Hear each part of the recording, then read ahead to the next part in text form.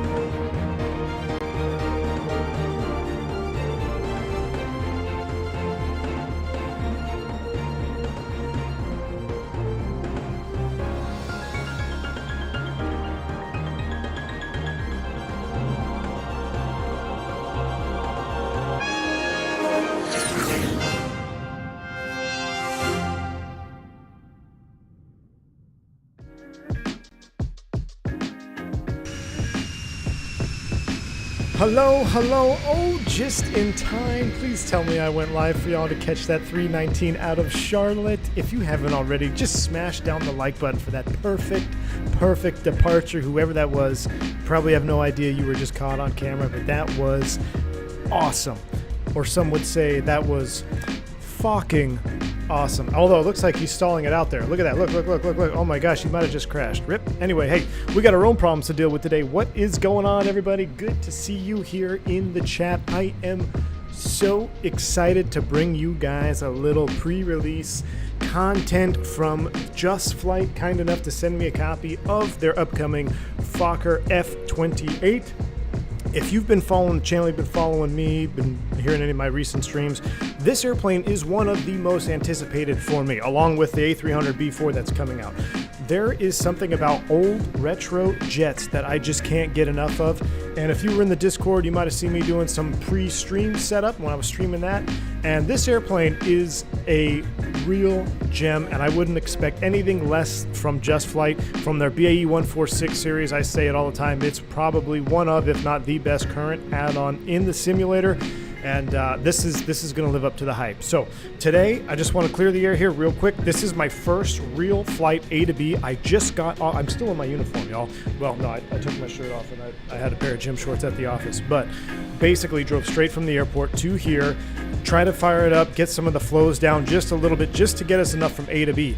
Tomorrow night, we're also going to be back in this. I want to do some more binding stuff. I want to get there's some critical binding things I want to get figured out. And then we're going to be flying this airplane tomorrow night, and heck, we may even fly it on Tuesday. We might just fly it all the way up until the release date because I'm so pumped for this airplane to be here. So shout out to JustFlight #1 for sending me a little pre-release copy here. We're going to get into this one. We are also rocking the PVA, Piedmont Virtual Historical Group VA, which is what if you guys have been following the VAs around here, I've always said that Piedmont Virtual is a fantastic virtual airline to get into if you want to fly historic retro jets. The biggest problem was there was no big or no decent retro jets to fly in Microsoft at the time. Now you could still fly some old school Airbus stuff, but this is truly what's I think gonna shine in the PVA group. So for right now, so until we get some more other old school airplanes, but we're rocking PVA. We're gonna attempt to do a VA flight, so we're gonna take our time. It's a short flight to Knoxville, Tennessee, KTYS, I believe, and I don't know if we're gonna have enough time to make the return leg, but we're gonna see what we can do here on this flight. Again, this is my first A to B flight. I'm super excited for it. Fire Flyer 1002, you're fucking excited. Yes, you guys are killing me in the chat here with all of the focking. So it's we're gonna have to definitely come up or get an emoji before the next stream because it's we just need it. You guys are awesome. Brad K, thank you so much for the 5 gifted memberships to the channel. Getting Team Green up in here. You guys are so kind to one another. Thank you, Brad, for supporting and gifting some memberships to some non-members. All right, JP, just before, right when I say all right, get ready to go. JP has gifted 5 more members to the channel. Thank you, JP, for gifting 5 additional members. And if you guys enjoy this content, enjoy your new perks, hit exclamation point welcome in the chat, give you all your new benefits here as a new gifted member to the channel. This is going to be a fun one. I'm excited. Before we get in the airplane, and I'm sitting over here in Charlotte on the regional ramp, this is kind of what you'd be looking at going out to the airplane. Let's do I'm going to just kind of I was underneath the vehicle there.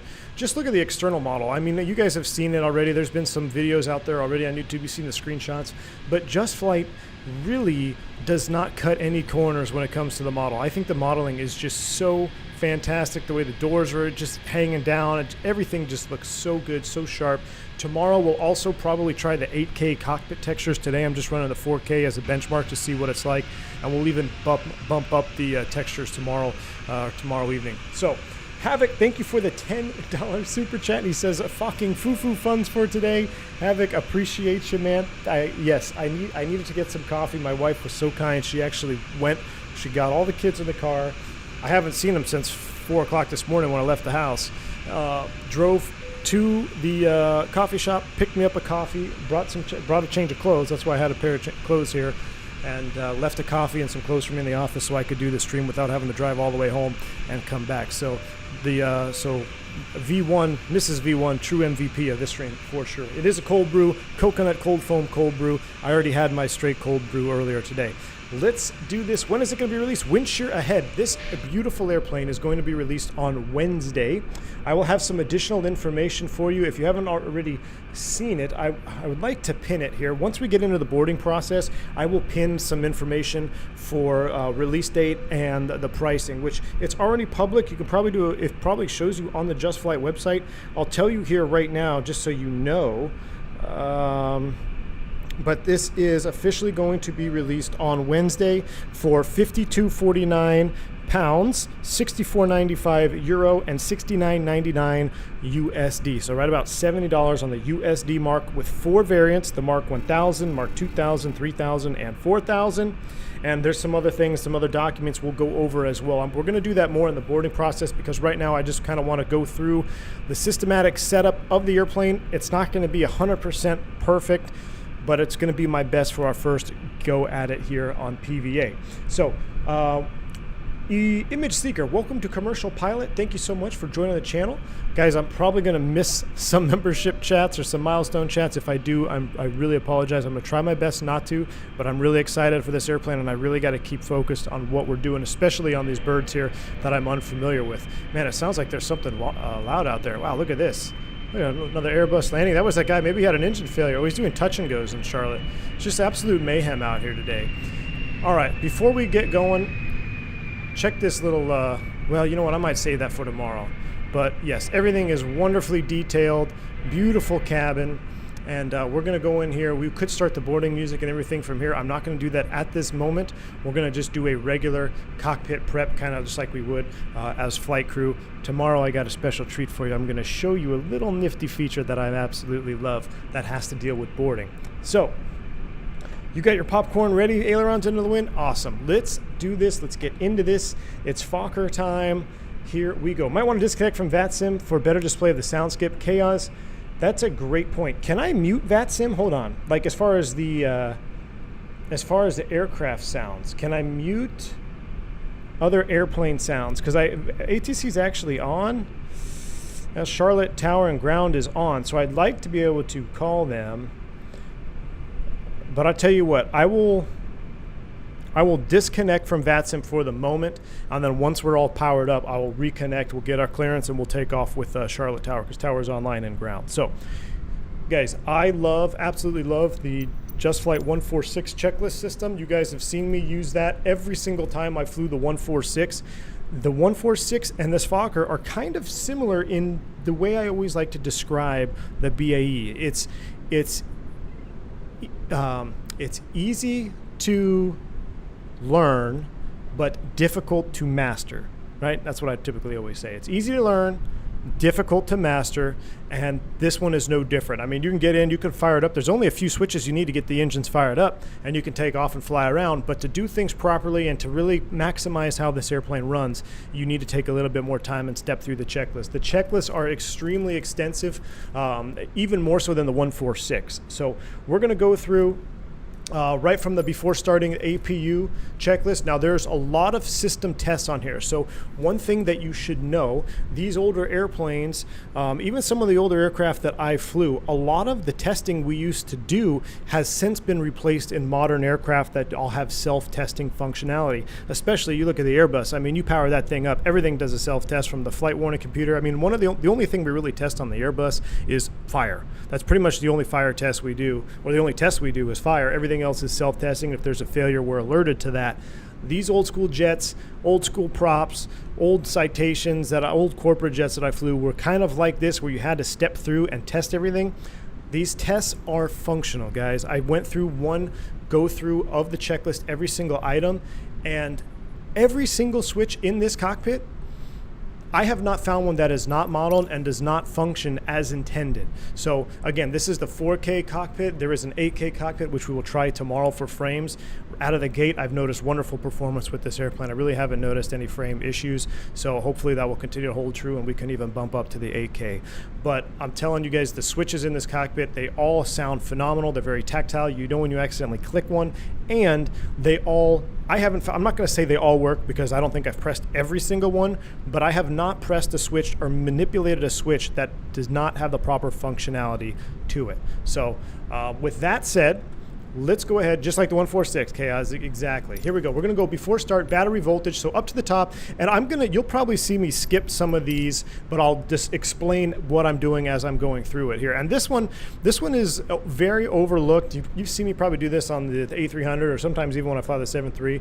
But you always want to check your volts and amps. And especially when you have a very battery reliant airplane, you want to make sure you have proper volts and amps. So the first step here is to go ahead and check your DC volts, right about 26, battery 1, and battery 2. Okay, so we've checked both battery 1, battery 2 volts. With that done, we're going to go battery on. I'm going to make sure my sim sounds are all the way up so you guys can hear everything as we go through the setup here. And you can see the emergency floodlight has already turned on when you're on battery bus, just like the Airbus actually. You get that the first officer dome light. So battery switch on as the only source of electrical power. We already have a dome light on, which is true to the real airplane. We're going to go directly into a battery APU start. So let's go ahead and tick some items. Battery voltage, check. Battery is on.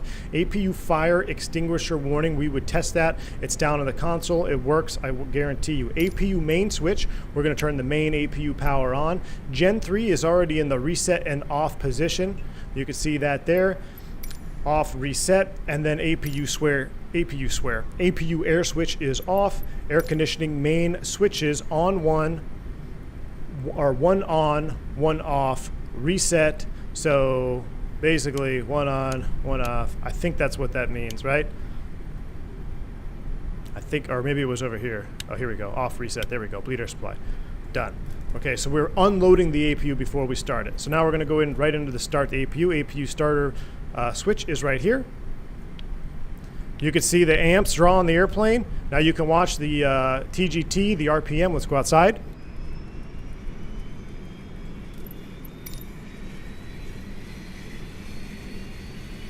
believe it's on this side. Yeah, right here. King Air pilot, best of luck, my friend. I saw you going for a type rating Saab 340. Any advice? Fly it like you stole it, man. You're going to crush it, King Air pilot. That's exciting. I'm jealous you get to do a Saab 340 type. That's awesome. So we've got APU is on. You can see the exhaust gases already coming out of the fuselage where it's supposed to be. Oh, I didn't know we had a pilot up here. Hey, this must be my line check because I've got a captain in the right seat. So sometimes when you see captain on captain, that means they're training or doing line check stuff. So, all right, with the APU on, you can see it is in the green. We're going to go ahead and load the APU now with that Gen 3. All right, with Generator 3 powering the aircraft, we've now got rid of the dome light because we have normal power associated to the aircraft. Let's go ahead and continue to tick some items here. We've checked all that. That's all good. On to the pre-flight cockpit checklist. Overhead panel. So electrical power. Now that the APU is online, you could go check battery, and you can always go. So you can see Gen 3 load. That's what I was looking for. I'm looking for APU. Normally in the modern aircraft, you see Gen 3 would be APU, but Gen 3 is APU. So we've got it loaded up. You can see your essential bus is powered, bus 2, bus 1. And if you were on external power, which you can do right here with the which is pretty neat, but we're not going to deal with that today. I'm going to leave that on essential for now. Let's go ahead and continue. Emergency light switch armed. So let's go ahead and run through. Emergency light switch is armed. Constant speed drive disconnects are closed. Engine panels are checked. Bleed air supply panel. We're going to go ahead and turn some bleed air on at this moment. Remember, we shut it off for start. Let's go ahead and turn on some bleed air.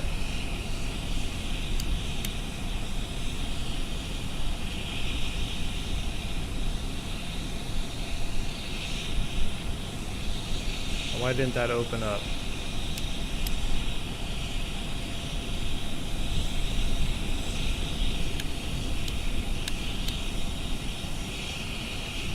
That's bleed air supply. All right, we'll continue on. Maybe I'm missing air conditioning check. So I already missed the thing here. Air conditioning, duct pressure is good. APU air is off. Duh. There you go. Look at that. Amazing. We don't need the bleed air. See, we'll go back main on. There we go. Now we're working properly. These are all mechanical valves. See the air. Now we got it. See, you need to turn the APU air on. Wow. But that's a sign of how this stream's going to go. Good luck what's going to happen later on. All right, so with bleed air on, now we're conditioning the cabin. You would do all your engine,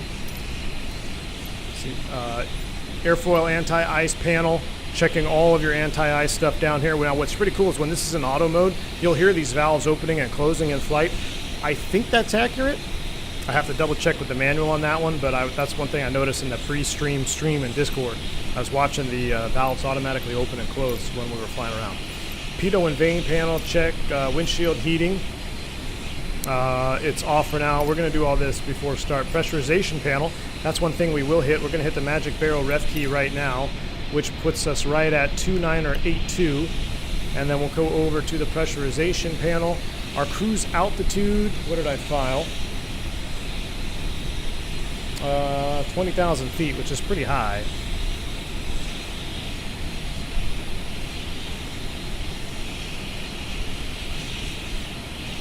It's actually trying to pressurize right now, which might be a bug. Now, I remember there was a way you could test this by running up the engines real quick on the ground when you max the rate out. But we've got our flight altitude set 200. Cabin pressurization is set. Let's continue working down. Fasten seatbelt, no smoking. That's coming online. We'll tick all that. We'll tick that. Glare shield panel. Let's go ahead and run through some items here. Now, it is pretty loud. Let's go ahead and turn it down so I can hear myself think. But, I mean, you can just hear that engine out there running. It is, I feel like I'm on the ramp. So, it's so realistic. It's so loud. I wonder if I close one of these doors over here. Let's close the forward service door. Listen, you see how it made it a little bit quieter? Love the sound set. Absolutely love the sound set. We'll leave the boarding door open, but we'll go ahead and close that door just a little bit so I can hear myself think. All right, glare shield panel, this is where we are at, right? So let's go ahead and nav sets on and set. So I'm going to go through this myself here. Basically what we're going to do is we're going to make sure everything is set. So I'm going to turn that into basically DME if I need it. Make sure the volume is on, which I believe it says volume, it's on. If it's off, that way you would be turning it off. So everything looks good there. Our flight plan, however, we do need to tune in some VORs, and I'm going to do that while we're sitting here. Let's go over to our OFP charts, and we'll look at our SID. We are on, let's go to the save charts. The Charlotte 2 departure.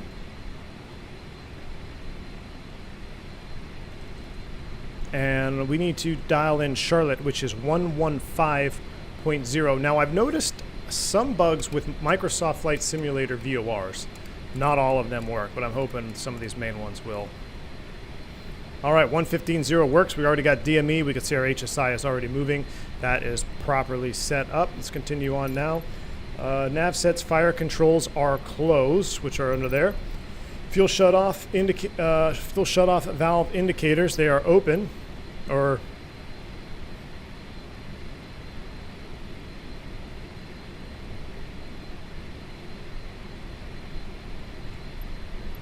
normal position. And jip whiz test, I skipped that one there. All right, that looks good. Left-hand side panel, central warning and caution. So this is your ECAM for you Airbus drivers. Here's your ECAM right here. You want to test the Christmas tree, has been called it. Make sure everything works. Right now we've got hydraulics. This is all normal. It's not powered. Passenger door, number 2 and number 1 engine oil pressure. Pretty normal. Nose wheel steering switch. We're going to turn that to on. Now the one thing I noticed is it's really hard to see if that switch is on or off. So that's off. That's on. You can barely make that out in there. So that's on. Nose wheel steering is on. Alternate wheel brake handle forward, which this is one that I couldn't find. And I don't know where the alternate wheel brake handle is. This is the gust lock, which is on. This is the alternate landing gear extension. And unless it's this that rotates, which is the parking brake, or maybe it's just this. Oh, right here. There we go. Alternate brakes, forward. Found it. There we go. Imagine that. It's on the left-hand side panel, just as indicated by the checklist. So, not every single one of these will show you where it is, which I hope maybe by release they can do that, because that is a huge help. And that's how I really learned the 146, is going through the checklist and then clicking on the view icon, and it shows you where it is in the cockpit. Not all of them are there, but we'll continue on now. All indicators, they are pretty much checked. Speed, attitude, command system, it's all checked. Static pressure is normal. All the guards are closed. Skid controls already checked. Alternate static sources right there. We'll continue on. Central instrument panel and pedestal. So basically checking your lights, making sure everything is normal. Hydraulic supply, which is green, that is good. So I noticed it won't continue on. Fuel pressure lights, fuel filter test, engine fire warning test. These are all tests we would do. TVIs test, central caution light switch, make sure it's in the bright position. So if it's daytime and it's in the dim position, if you saw something come on, you wouldn't see it. So you want to make sure it's in bright. That's why that's there. Fuel quantity. We do need to check that, but I've set it per the EFB. If we look over here to our aircraft, 9,100 pounds of fuel. That is what we need, and that is on board. You can see that over here kind of hidden behind the flap handle. Lift dumpers are stowed. TTC switches are below the throttles here. They're in the takeoff position. Speed brake check stowed. Flaps crossfeed. Switch is off. And booster pumps, you could check these. And then you could even check the center, make sure they light up. But you get what I'm saying? Every switch works. Every switch works here. Transfer pumps, you could do the transfer valve checks. Light switches on or off. Communications, autopilot, hydraulic flight control panel, gust lock is on for now. Alternate landing gear handle is up. I'm trying to make sure there's nothing crucial here. Central warning test, flight recorder set. Pre-departure check. That's where we're going to end that. Now I'm going to go through the rest of my gear handle down. Thank you. 5 green. Yep, gear handle down, 5 green. I'm going to get our masters on over here. I'm also going to turn on our transponder into standby mode. Make sure everything else is set. We don't need ADF, I don't think. COM 1, we can turn it on by moving the volume up. COM 2, we'll tune in 122.8 for now. on frequency, and our transponder standby 2000. That's normal. And I'll tell you what, so I don't forget, let's just go ahead and remove the gust lock so I don't forget for takeoff. We'll reset that. Magic barrel ref key is set. And 15.0. What is our next fix after Charlotte? So we're going to take Charlotte out to Sugarloaf, I believe, and that's 112.2. So we'll dial in 112.2. Almost had it. 112.2 is set. I'm also going to hit the nav 1 button. You can see we actually picked up. Are we picking up Sugarloaf? No. Not yet. Well, we've got Charlotte. 15.2 is ready to go. You've got your testers there if you need them.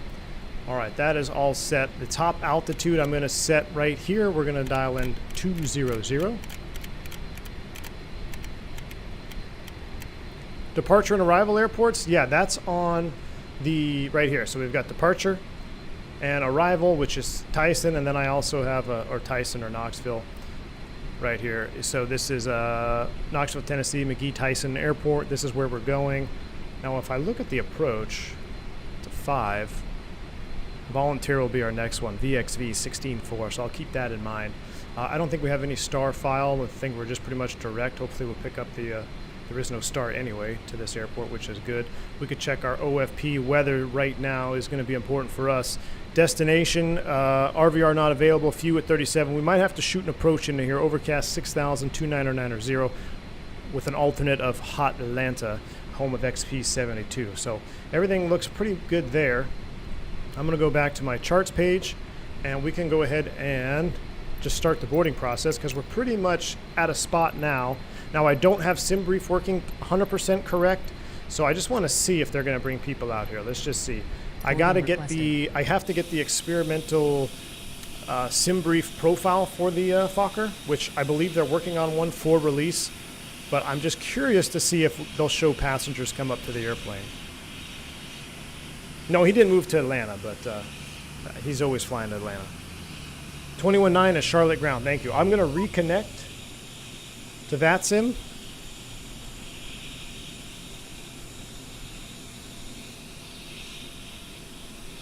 Oh wow, so it's proper. Oh, it might go into the. So hopefully they'll have a profile where you won't even need stairs, and they could use the aircraft stairs. Let's just see what happens here. Starting. No GSX profile yet, Chaos, but it's coming. All right, Charlotte is online, 21.9. Open exit 2. You want me to open them all? Let's open them all. And let's call Charlotte ground since we're on VATSIM now on 21.9. I'll call them on 1. What the heck? We'll go 121.9. And yes, 21.9. We have information. Departure ATIS is information hotel. Variable at 6. Expect 3 6s. They're blasting off northbound. So it may not.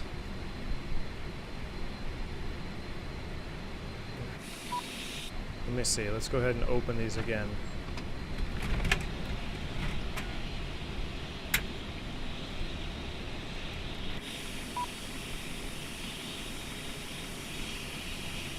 Yeah.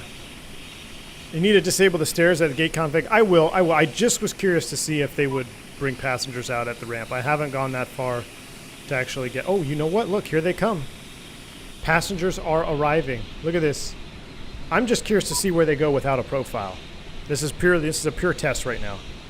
Steven, the sounds are amazing. I'm telling you. I feel like I'm on the ramp. Here comes the escort. Here's our SIDA escort. Here comes the captain. Now, any captain dressed like that flying a Fokker in the summer in Charlotte, God bless him. It is hot toddy. Full blazer, pants. I'm not quite sure what exit 2 is. That's probably just a profile that I need to be set up on. They're actually coming into the airplane though, just fine. I'm gonna let them do their thing. Let's call ground 21.9 information. What'd I say? Hotel. Time for famous levitating passengers? I don't know. Now let's see if I have the radio set up right. 21.9. I think I do. We have information hotel. Now in order to hear them though, crew boarding starting. VHF 1 on. and I want to make sure there's no... Let me turn the volume all the way up. Charlotte Ground, good afternoon. A Piedmont 357 Hotel. I'd like to pick up a clearance to Knoxville. Oh. I had it muted. Okay, he got me now. I had V-Pilot muted.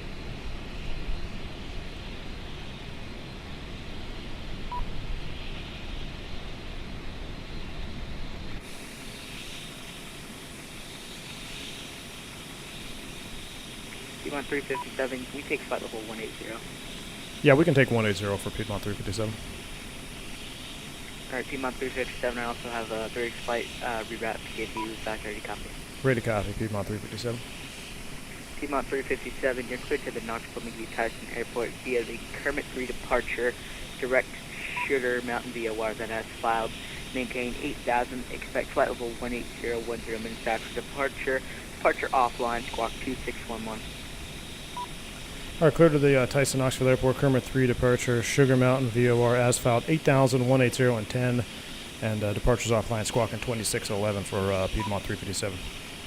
Piedmont 357, route back correct, contact me ready for taxi. Roger, we'll call you ready for taxi, Piedmont 357. Wow, that's 3 cabin crew? That's a nice cabin crew on this airplane. I bet this, what does this have, 50 seats? Is this a 50-seater? More than 50 seats in this one. Man, I wish I could get GSX to not beep at me. Action 1053, ramps on control, push your discretion.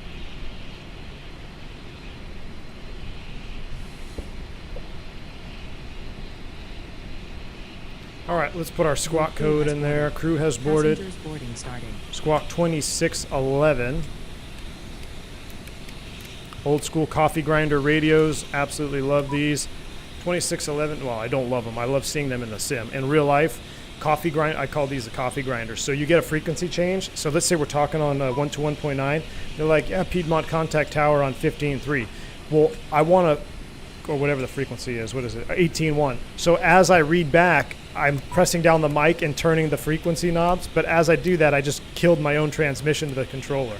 And then you forget and then if you forget what frequency you were supposed to tune, you're like, oh, shoot, so it was much more common to go COM 2, switch over, COM 1, because I mean, if I had $1 for every time I blocked my own transmission using the coffee grinder radio, I'd have, I don't know, probably a couple dozen dollars by now. But that's just kind of neat to see these old radios in the sim again. I love this old stuff in a modern Microsoft Flight Simulator. It's so awesome. I like this little APU light here. Okay, so that's set. We got 10,000 initial, so let me reset our altitude window here. We're going to scroll this puppy back down. Oops, scroll this puppy back down to 10,000 feet. Oh my gosh, I need to get a new mouse. My mouse wheel is so gently, if you just barely press it, it depresses and I go into zoom mode. All right, 10,000 is set. We have a slight change to our clearance. Let's take a look at that departure procedure. I love this. I love being able to see passengers come up like old school. This brings such a joy to my heart. All right, let's go to, which is funny though, because when I was living this view right here at the regional life, I always want to, but man, I just want to fly a real airplane with a jet bridge. Now, the Embraer, we use jet bridges a lot, but sometimes you go to a little hard stand where the little regional jets go and you'd end up doing air stairs. But it's just neat to see this again, you know. I mean, all I park at now are jetways, but to be in the sim and watch this view again, I love it. 8,000 initial. Ooh, thank you. Good catch there. See, that's why I bring you guys along. 8,000 feet is set, and we need to look at our departure. He gave us the Kermit 2, so hopefully that's a I did file slant alpha, so what does he have us on? Oh, that's stars. Sid. Kermit 3. There we go. We'll star that. Whoa. All right, so Kermit 3 off of 3.6. Wow, of course it gives us like the most complex. Not complex, but like there's just so much stuff on it. All right, off of 3.6s. This is northbound top altitude 8,000. If we get 3.6 right, climbing right turn, heading 025, we could do that. Matter of fact, that makes me want to set this up right now. So let's come over here. We're going to set our heading to 025. Oop, that's course knob. Let's go ahead and set heading 025.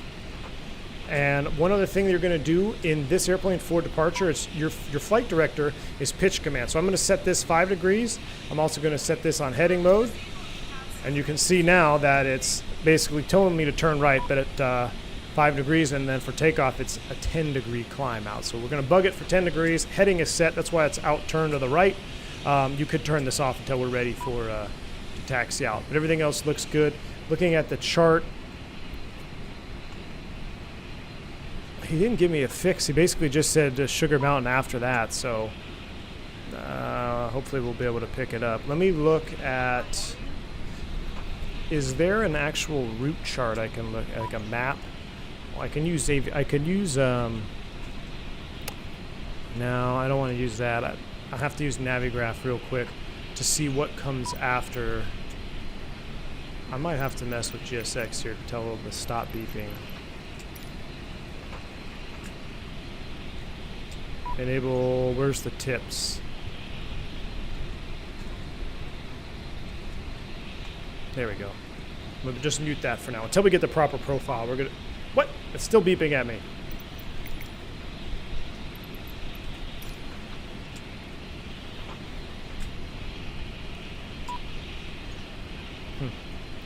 Never mind.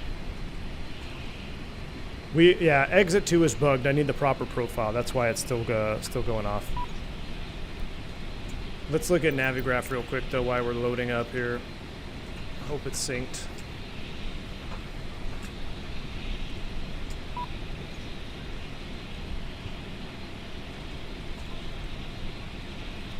This is the one, Charlotte to Knoxville. That's us. Oh yeah, we should be able to pick up Sugarloaf. Let's go to the VFR low, or IFR low, excuse me. We'll hide that. IFR low here, so where's Sugarloaf? SOT. No, that's Snowbird. There it is. Sugarloaf is 112.2. That should be, which we already have, 112.2. Good. 112.2 is Sugarloaf. So we'll probably get a direct 2 at some point, or a heading. And then we'll pick up that, and then we'll go to Snowbird. And then from Snowbird, Victor 136 to Volunteer, and then we'll either pick up a visual or do a full procedure ILS where we got to back it up. So that is set. 50 of 84 is set. I wish I could open exit 2. I'm almost tempted to just kill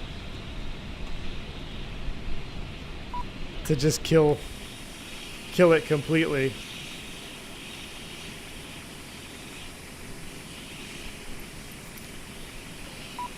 All right, there's my old clearance. That's normal for Ryanair in Europe to do. I guess you're right. You're right. I have seen a lot of videos in Europe of them doing 7.3s and stuff from air stairs. I can't tell you the last time I used an air stair. Actually, I can. The last time I used an air stair was on an Embraer 190, and the flight attendant blew a slide. So that's the last time I think I remember using air stairs. I gotta say, compared to 146, F28 is a much cuter airplane. Steven, it definitely is cuter. Definitely is cuter. But I'm telling you, if you enjoy the 146, you're gonna enjoy this one just as much. The sound set, guys. So the one thing that is, I wouldn't say a drawback, and it was, matter of fact, it was a big plus to the airline industry and to passengers, was the 146, known as the Whisper Jet. Oh, stuck at 50% loading? Okay, so I'll kill it here in just a second, Fonzie. I'll kill it here and then we'll get going. But the Whisper Jet, what I was saying is it was so quiet, it was designed to be that way. That's why it got its nickname, the Whisper Jet.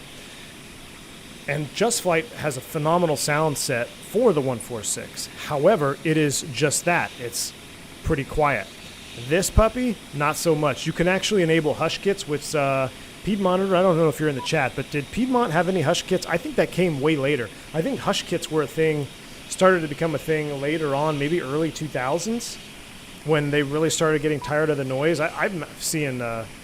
I mean, you got you got Gulfstreams going around now with hush kits, but a lot of airports are noise restricted where you can't even take them in and out if you don't have a hush kit on there, if you still have these old engines.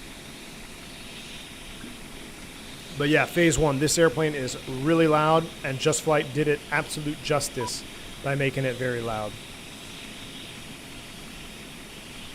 They did not push, oh, okay, Piedmonter says they did not put hush kits on the Fokkers. So I can show you what it is real quick. So this is the rear of our engines right now. And if I put the hush kit on the options, you can just see the difference visually. So it redirects the exhaust gases. Almost, if you think of, what do they call that on the Airbus? The chevrons or whatever on the back. There's a scientific name for this, where you redirect the exhaust gases by accelerating them. You see how it's shaped, and it makes it much quieter. Now, it's still pretty loud, but much quieter than without hush kits. But we're going to go full-blown hardcore mode today without hush kits. We're 84 of 84 on passengers, so what we're going to do now is we're just going to go ahead and restart the QTAL script. We're going to go like this. Boom. QTAL is restarted, and we're going to run through a quick checklist, and then we are going to push back and start. So nav light should have been on this whole time. The flare, landing lights, everything else looks good there. Dome light, we don't need that. All right, all looks good down there. Let's run through some quick checklists here, and then we're going to get out of here. Before starting engines, rudder pedals, electrical power, and bleed air supply, check. Brake pressure, check. Parking brake is on. Fuel quantity, we already checked it. Pressurization set. Thrust index, this seems to automatically change depending on where you are. I have to dig into the manual on this. But right now our thrust index is 152. Okay. Nav aids are set. Ship's papers, onboard takeoff data. We are doing a flaps 11 takeoff. I'll click that and it'll bug your speeds. So speeds are bugged for V1 VR at flaps 11. Gust lock, we already removed that. Windows, doors, and slides. Let's close it up, shall we? We're going to close all these up, get rid of the settings. We'll close that. We're going to close everything up here. We'll pull the chocks as well. Oh, Swarm, I probably should have done that. That probably would have been much better, huh? Arm doors and cross-check. We are good to go. So, we'll keep it old school. If you click the SMC button, it will automatically set trim for takeoff.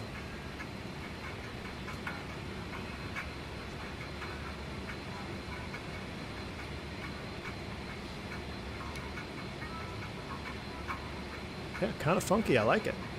We're going to go ahead and kill that for now. They would probably do their safety announcements. Let's run through our before start checklist here. Cleared for start, anti-collision, throttle, high pressure fuel valves, booster pumps, starter master, starting engines. I'll walk you through this when I do it here. We're going to check for positive rotation, 15 to 20, and then 400 EGT. So we're going to put that in the after start. We're going to stow that. We're going to turn the beacon light on, top and bottom. So there's two anti-collision lights. There's a top and a bottom. There is right there, bottom, and I believe the top is right there. So we got two rotating beacons, and it is a proper old school rotating beacon. I love seeing that. Beautiful. We should probably see where we are so we can call ground for push. I don't think we need any special clearance here because we are on the regional side out here in Charlotte. 10-9, pull it up. I already started you. So we are up here at the regional madhouse. We'll push back and start. We'll call him at spot 32, and then he'll probably give us Charlie to 36 right is my guess. That's your taxiway briefing. We got two hot spots to cross, and that's all I got. All right. With that done, let's go ahead and get a pushback going here. Now it does push back. I want to go basically straight back, nose left.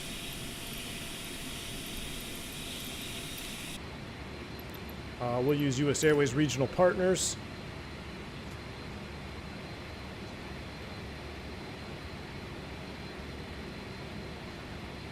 Ground American 1699, spot 24 November, ready taxi. Jeff L., thanks for the $5 super chat, man. Runway 36 center taxi via Don't you dare hush them puppies. Jeff L., appreciate that, man. I'm not going to hush them, don't you worry. 26 right, Mike Echo, cross 23, Echo American 1699.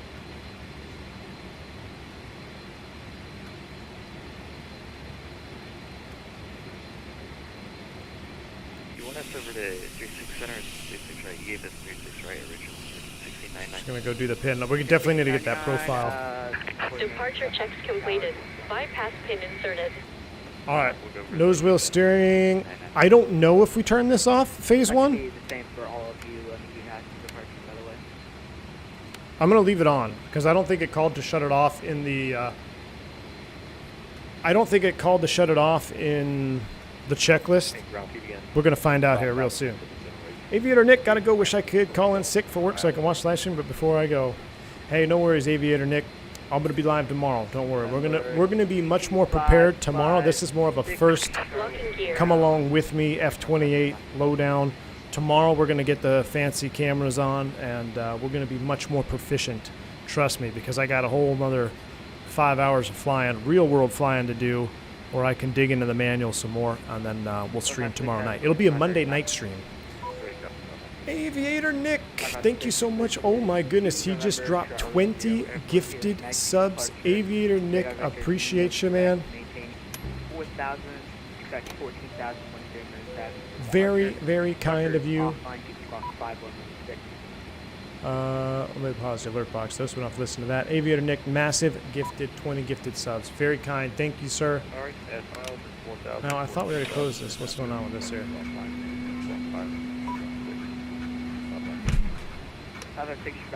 I had it push me back before.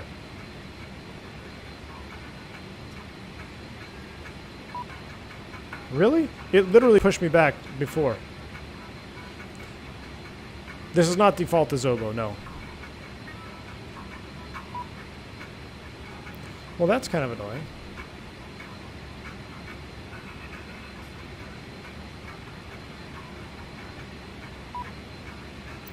All right, we'll do the regular pushback then.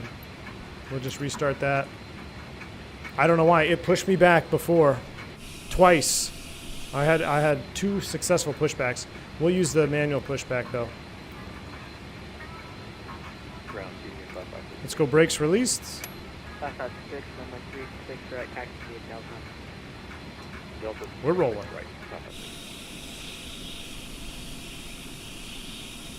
We need to turn this way. Nope.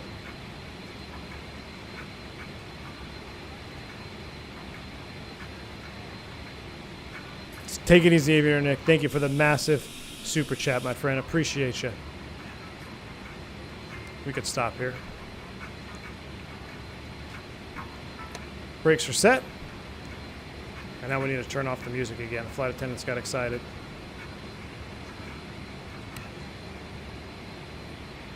All right. Let's go ahead and start them up, shall we? We're up to the overhead. We are going to go 1, 2, 3. Come down. Actually, before I do that, let's turn on our fuel pumps. Boost pumps, forward and aft. We're going to leave the center tank pumps off, unless you have center tank fuel, which we do not have. So that is good. Up to the overhead. Kill the air. We're going to turn engine master on, and we're going to go ahead and start number 2. Starter valve open. HP's on the rise.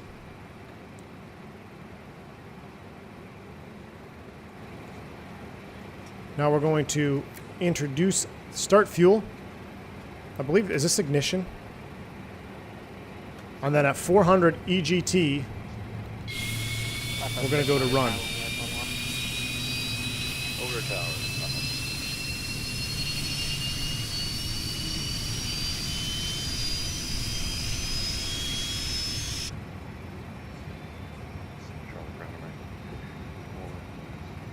Oh, the air kills itself, McAllen? American 1061, runway 36 center, taxi, Mike Echo. I'm going to try number 1 the way you said. I'm going to turn the air on. We'll see if it kills itself. I had no idea it would. Sounds like we got a good start on number 2. The engine instruments are in the green. You saw the power transfer. Well, now I'm curious. McAllen says that this would automatically kill itself. I would wager to say no, but I'm going to see. Maybe. It sure does. It sure does. That's awesome. I'm gonna do this early so we can listen to it.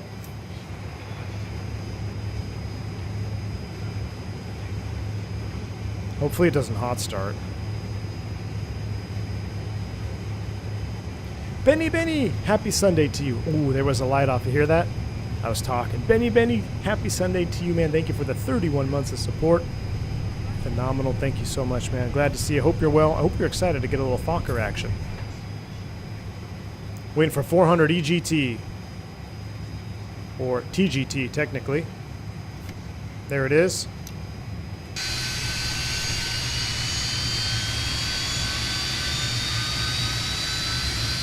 Yeah, the Fokker's more advanced than the 7.3 NG. Imagine that. Pixelated Wolf. That's a good question. And I do not know. I don't believe that they would affect the performance. But I have to get back with you on that. I'm not sure. All right, we have 2 good engine starts. With 2 good engine starts, we're going to make sure this is anti-ice, which we don't need, so we're going to leave that off. But everything else is set. Generators are on. I'm going to go ahead and turn off the APU air. We're going to turn the man switch off, which is going to kill the APU. And then we're going to go ahead and turn Gen 3 off. I probably didn't do that in order. So Gen 3 is off. Continuing down with my overhead, I'm going to come over here. We're going to get pitot and vane heating is on. We're going to go auto here. Do not land cabin pressurized. We don't want to do that. We're going to put our windshield heating into low. That way if we hit a bird, it doesn't crack the window. No smoking, fasten seatbelts are on. Let's go ahead and do a bus 1, bus 2, bus 1, bus 2. Gen 2 is on and in the green. Gen 1 is in the green. Beautiful. Everything looks good. Looks like we just had an essential bus transfer or something switch over here. That was pretty cool. Tier U on. Everything looks good on the overhead now. Just make sure I'm not missing anything. You can see the EGT and the TGT. I keep saying EGT. TGT and the RPM is at 0 for the APU. That looks good. Coming down here, all of our lights out. Hydraulic system flight controls are lights out. And we have no lights over here and nothing on the Christmas tree. Nose wheel steering is on. We're doing flaps 11. So let's go ahead and extend flaps 11. Take a listen to this.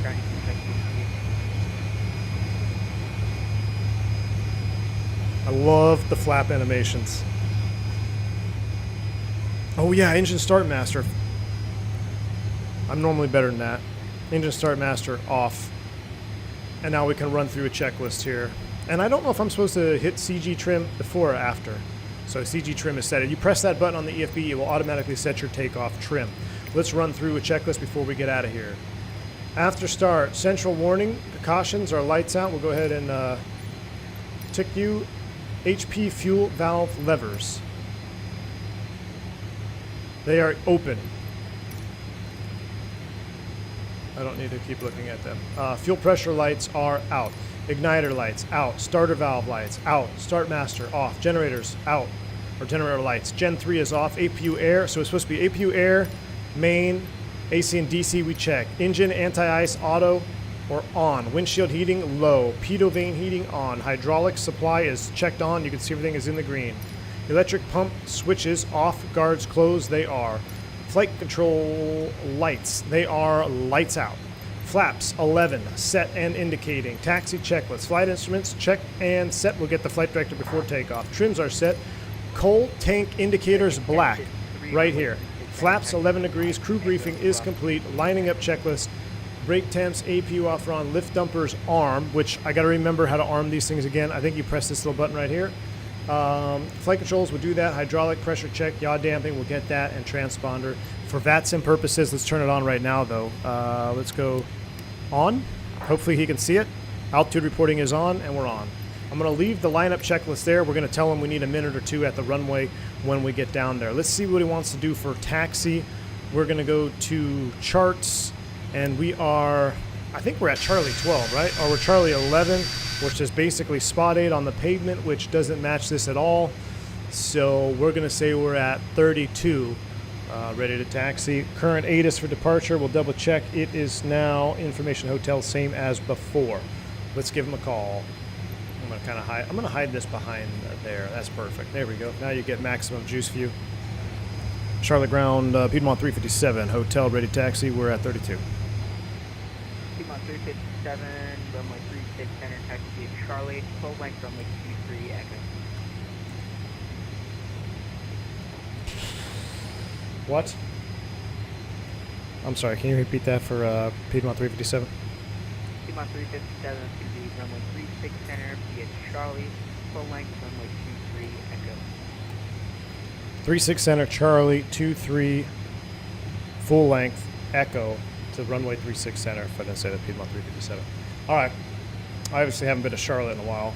So he wants us to go Charlie, 23, full length, taxi to Echo to 36 center. So we need to go out here. We're gonna turn right on Charlie, take the runway to Echo and blast off. Any questions? No questions. Hopefully you don't have any questions because it's too late now. Extend the taxi light, that is on. Here we go. Let's go ahead and release the brakes. Now I am using my tiller. It supports the tiller wonderfully.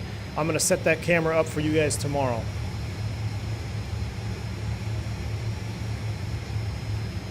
Nice turn radius. Oh, and one thing I noticed too, if you are using a tiller, this nose wheel really cranks over. You have to be careful not to snub that nose wheel because you will. I already snubbed it before, and snubbing it, I mean you're going too fast for the degree of deflection that you have, and the airplane won't turn. You just start burning up that nose wheel. There's a video of a Delta MD-80 doing this on lineup. I believe it was the Delta MD-80. You could see him do it where he lines up onto the runway, adds a little bit too much power, and the nose wheel just starts sliding or snubbing. Listen to these sounds though.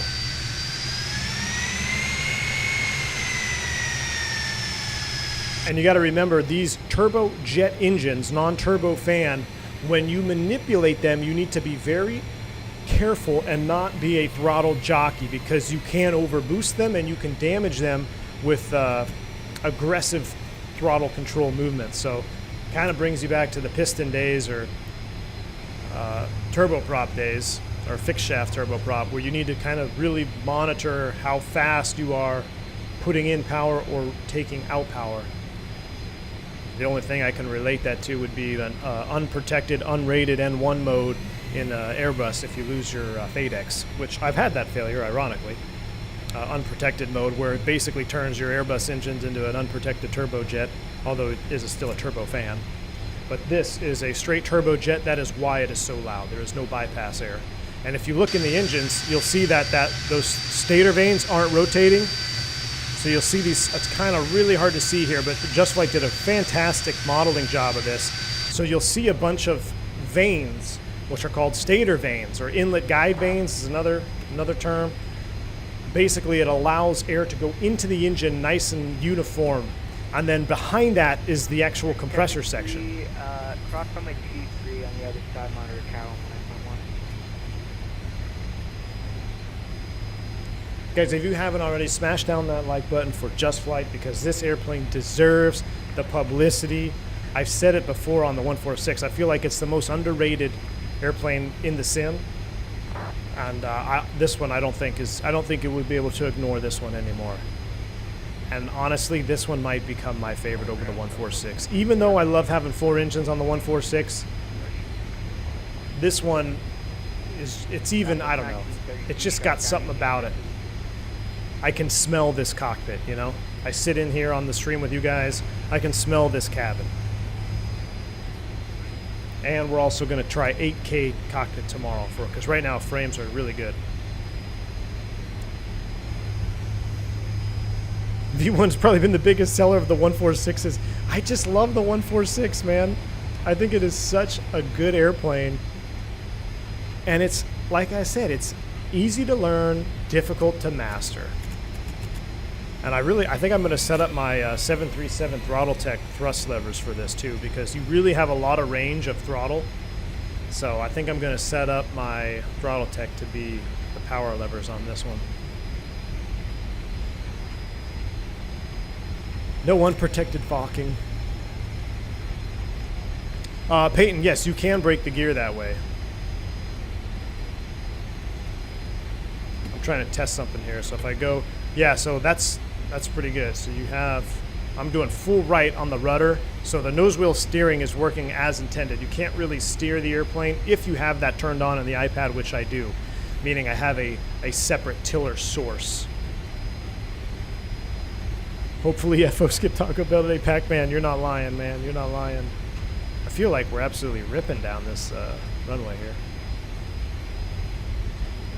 All right, we can go over here. We can do this. We can do this. I swear the person who does the announcements in this airplane is Green Dot Aviation. Technical aircraft departure information. India now current. Wind 350 at 7. Altimeter 2982. Didn't bring up rocket cheese. 2982 is set. 8,000 initial. While I'm thinking about it, I'm going to go flight director into heading mode. With 36 center, I'm going to need to review the departure procedure when we get down here. And I'm going to go ahead and just ask for a moment down here at the end because whenever you're not 100% sure on something, don't take off until you know 100% what you're doing. So we're going to go down here. We'll hold short. We're not necessarily going to do a run-up of any sorts, but we just need to make sure we know what we're doing once we blast off. And the airplane hand fly is really nice. Did some hand flying. I did some pattern work in the Discord stream prior to this stream.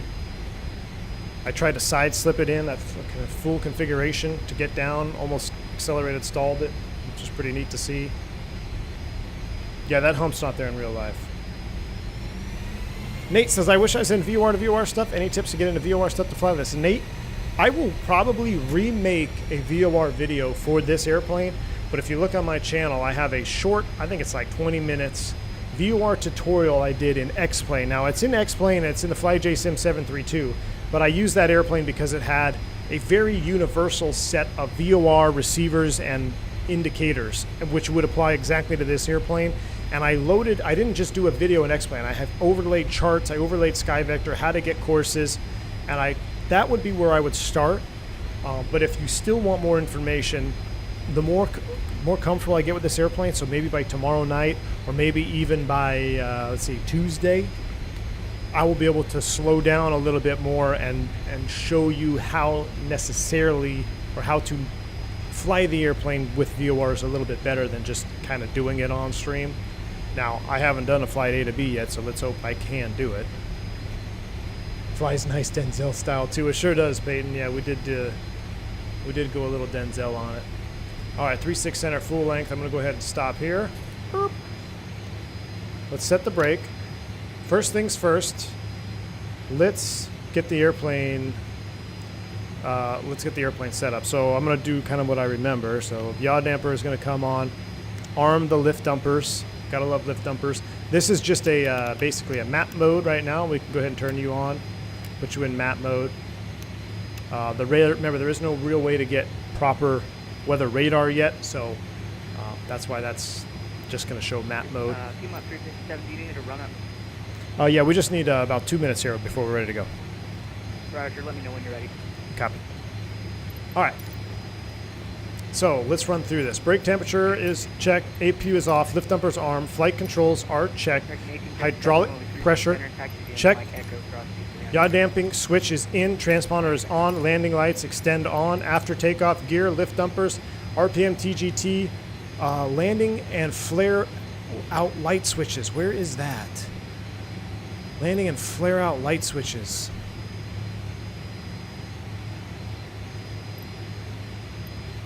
That's the one I wanted to find before the stream started. Maybe one of y'all know. But before we do that, I think the airplane is set up. Let me look at the departure procedure real quick off 3.6 center. Kermit 3 off 3.6 center. Quick brief here. 3.6 center. Climb heading 003 to 1400. Then a left turn to 330. So basically 003 on the heading. Style that in. 003 on the heading to 1400 feet, and then a left turn now to heading 330. A light panel with the rest of them. Oh, flare out. Oh, that's weak. Okay. All right. I thought it was something more important. And Charlie Ground, Piedmont 357, we're ready to go here. You want us over to tower? Yeah, you can contact Tower 111. Yeah. Over to Tower, thanks for the ATC. Piedmont 357. See ya. 18.1 for Tower. I should have switched over earlier. 18.1 is set. Tower American 661, we're still with you. Go over Unicom. 1061, yeah, that's my I gotta turn V-Pilot up. This airplane is so loud. Go, okay, go Unicom American 661, thanks, yeah. Tower, good afternoon. Piedmont 357, hold short 36 center, ready for departure. Piedmont 357, Charlotte Tower, turn left heading 330, runway 36 center, clear for takeoff. 330, 36 center, clear for takeoff. Piedmont 357. Here's a pro ATC tip. I'm not messing with you. Don't let ATC fly your airplane. Set everything up the way you need to go, and then go. I'm cleared for takeoff, so technically it's my runway. Now, you don't want to dilly-dally, but don't feel rushed and miss something stupid. Get your lights on, get everything set where it needs to be.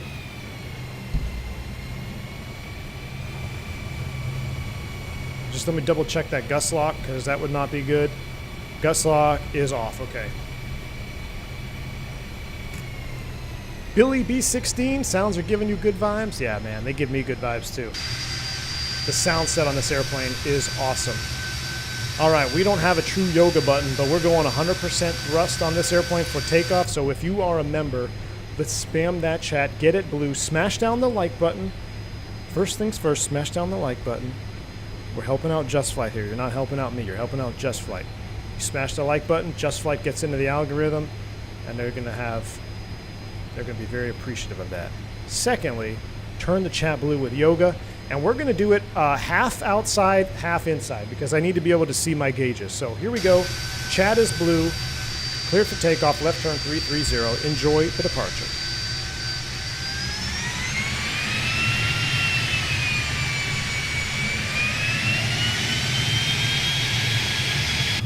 Stable.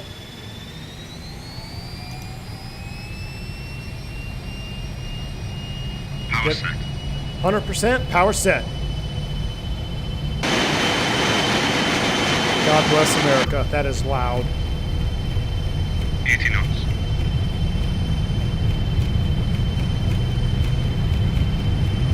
On the fly width, watch your ears. It's going to be deafening.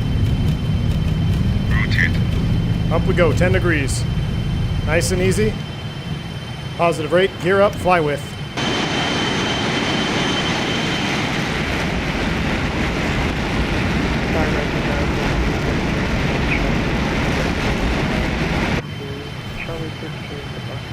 Oh my gosh. 10 degrees. Flaps coming up. So Right, go to ground point 9 and can fortune place it.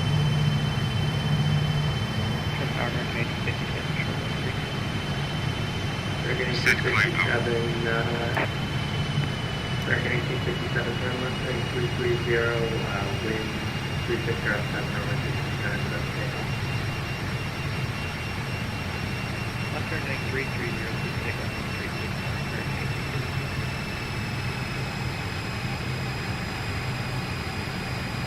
I'm not quite sure what the best climb power. Oh, I know what it is. Climb power right here. That's what I was supposed to do. That way it doesn't let you go above an EGT limit.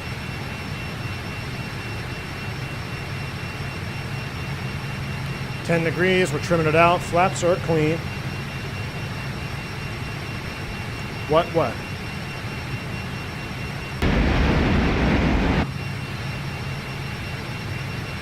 4 for 8. I gotta turn the airplane down, guys. I'm sorry.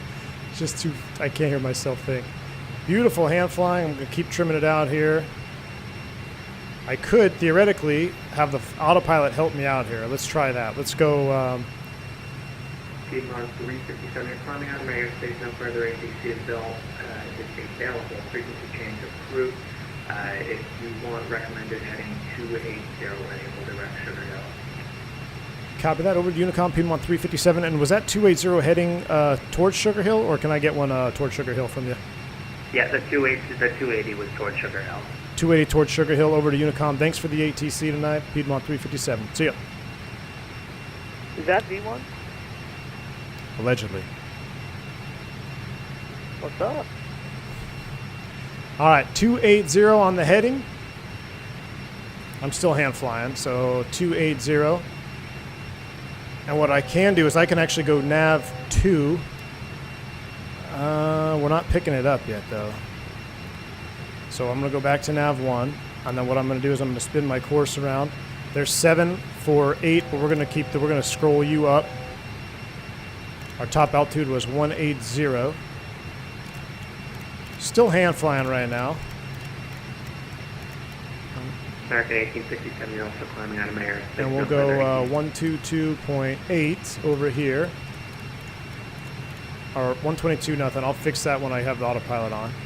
All right, we're trimmed out. We're stable. Let me set my course off Charlotte VOR right now, just to see what radio we're on. What are we tracking right now? So right now we're tracking the 330 just about out of Charlotte, right? 320. That's what we're tracking. All right, that looks good. I'm gonna go ahead and now get some autopilot action. So, autopilot on, and I'm gonna go. We're heading mode, and let's go IAS hold. And if I bump the power up a little bit, oh no, why are you descending? I gotta figure out. There we go. I want to accelerate to 250.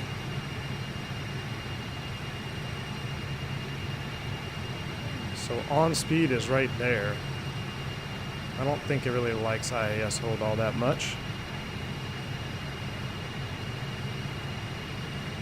Tell you what, we're gonna do a pitch hold. Pitch hold is set. We're at climb thrust, so it should limit our EGT. Let me just double check.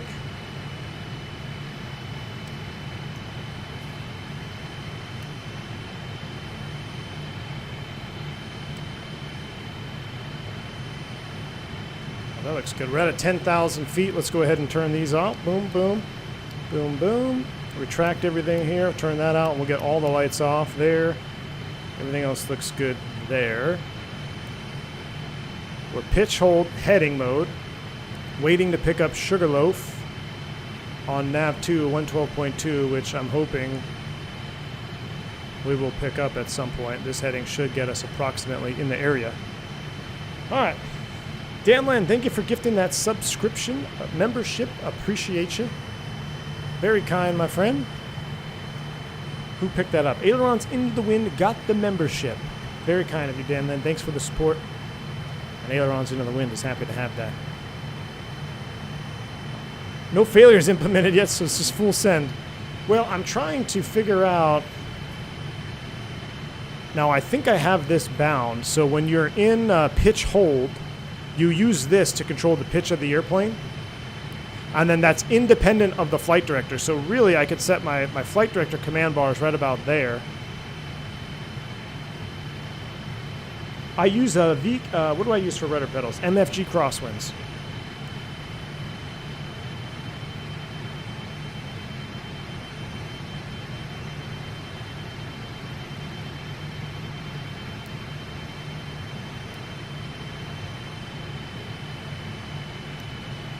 Trying to see. That's climb, so takeoff. I'm testing something here.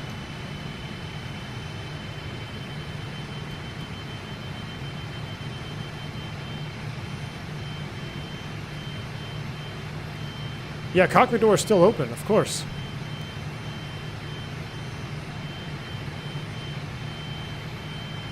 All right. What light do we have on outside that I need to turn off? Ice inspection. There we go. On a heading. Oh boy. Congrats on 35K. Do we know who the person is that was number 35K? They should win a Circle of Thrust t-shirt. Mike P with the $35. Appreciate you. Massive bank angle check, man. Very, very kind of you. Yes, thank you, ma'am, for getting us being part of the 35K experience as a subscriber. Thank you all who are subscribed to the channel, by the way. We did hit 35K subs. I don't know who the person was that made it 35, but yeah, I agree with you. They should get a Circle of Thrust shirt. Indeed, Mike P. Thank you for the massive super chat or bank angle check, and hopefully you won big in Vegas. Excuse me. Hopefully you won big in Vegas out there, Mike P. Appreciate you. And Neosis, I'm sorry, I missed a $5 bank angle check from you earlier. I had the alert box muted, so if you're still here, I apologize for that. Thank you for that $5 as well, my friend. Very kind of you. All right, so let's go into our checklist here. Let's go to our after takeoff, auto on. Oop, we just picked up Sugarloaf. You see the VOR come to life down there? We're at a 10. Let's go ahead and smoke them if you got them. Seatbelts off. Doors are open. This is like 1978, 1980 Piedmont flying. It's probably later than that. Engine anti-ice, auto are on. Pressurization. Let's check that. I did hear somebody had an issue with pressurization. We are pressurizing though, so things are looking good on our side of things. Pressurization is working as intended. Seatbelt signs are off. So that leaves us with descent checklist. We're going to go ahead and hide that. We don't need it right now. I'm going to see if I can lower my pitch here.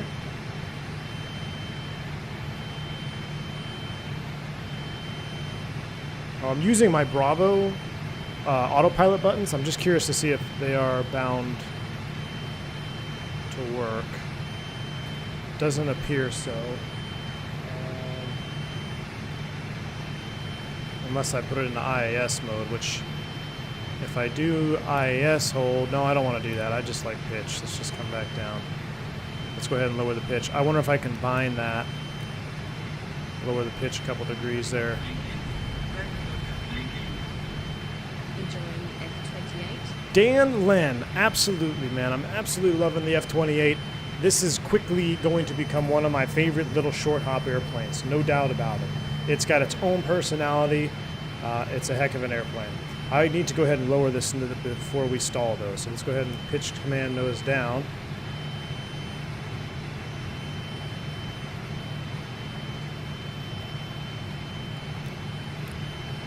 There we go. Now it's coming down.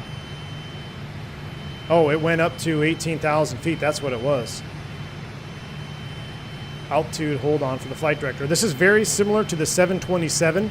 So the flight director is independent of the autopilot. It's important to remember this. Important to remember that the flight director is independent of the autopilot. So just because your flight director is showing something doesn't mean that's what your airplane is doing. So you have to keep that in mind. Now, we did pick up Sugarloaf. Watch this. We're going to go nav 2. We're going to free it up. And now I can set my course knob to be direct to, if I can dial it in. Nope. Oh, I got it. Is it working? Where's my nav 2? Where's my course knob? Why aren't we working?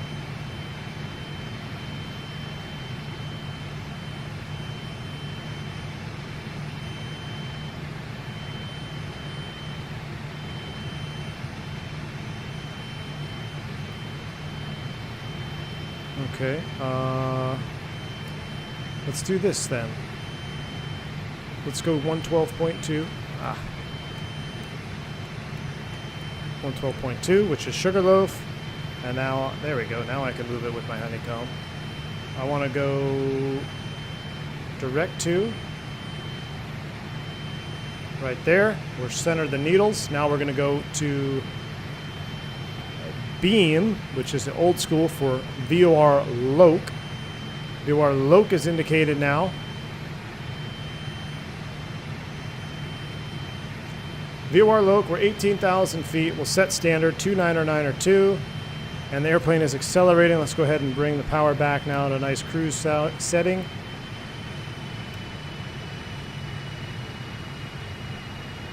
But thanks again, Dan. Appreciate that. Yes, I am enjoying the F28. If you couldn't tell already, I'm super focused. Super focused on the airplane here and making sure we don't crash. Height, beam are all captured. Altitude is on, and I could put flight director into LOC mode, so now they're matched up. So, hey, we did it. Chat, we did it. We finally got up to cruise. Now, how do I turn that light off on that? What do I turn? Is that a logo light? Nav strobe. Taxi light. Is there a logo light somewhere that I can turn that one off? Alright.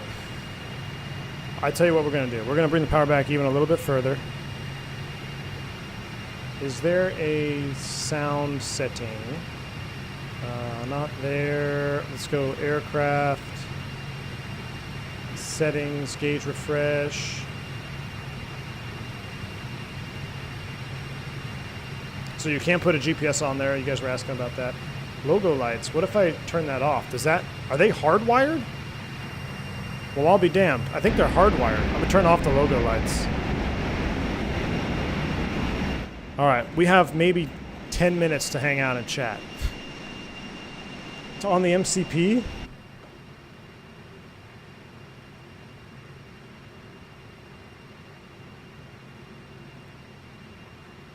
I don't see it.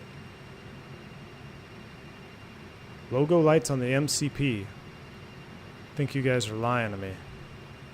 Fucking lights. What did I miss? Probably everything. Nothing like having 300 viewers and not reading a single chat message. So, if you're still here, cheers to you.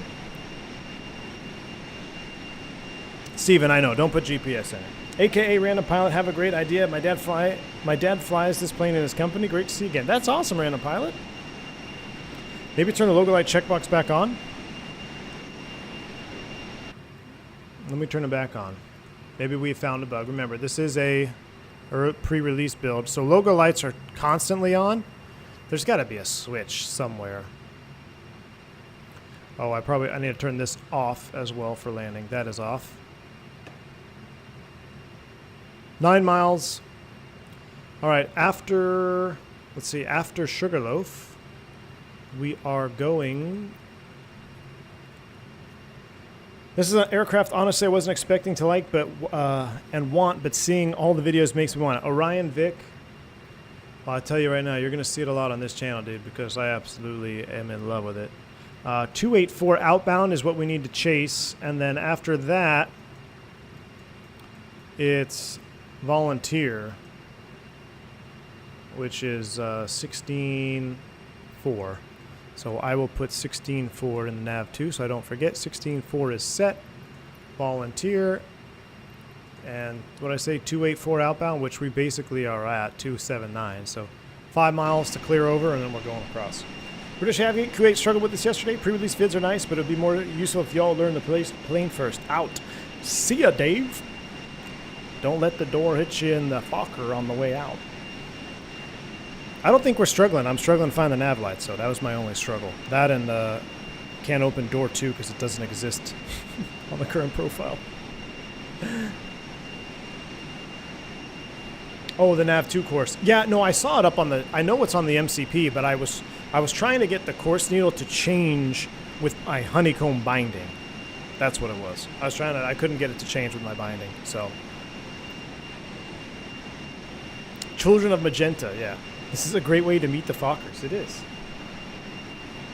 Remember, as we get closer to the VOR, you'll see it go to from flip. We're in the cone of confusion, and actually in the cone of confusion right now.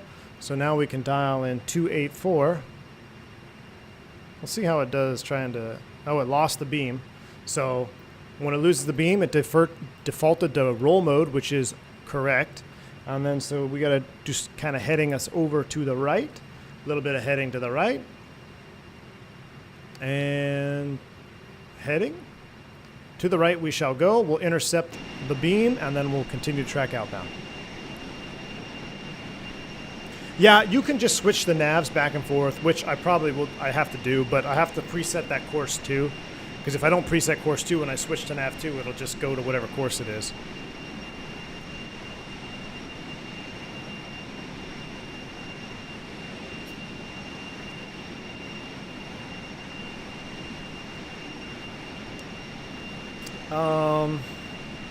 Logo lights can be accessed through EFB. Okay. Nav light switch. So I have, let's turn them back on. So logo lights are enabled, and we can see the logo lights are out here. Is there a position via the nav light switch? So if I turn it off...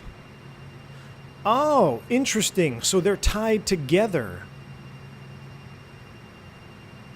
That kind of... that's some Fokkery right there. So with the navs on, your logo lights are on. Here I am, spoiled Airbus pilot, being able to separate logo lights and nav lights. Actually, I guess you can't do that either. Never mind. It works just as intended. So your logo lights stay on all the time. New to the channel, you fly the Fokker for Southwest? I do, Maze. The Fokker for Southwest. No GPS.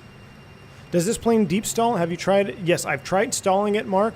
I can get it to stall. I can get it to brake. I haven't tried like a falling leaf stall or any single engine stuff. And to be honest with you, at early release or early access still. Oh, see, and this is why I can't. This is why we can't have nice things. See, I flew through the beam. I flew through the beam because I didn't arm the beam mode. So I was chatting with you guys.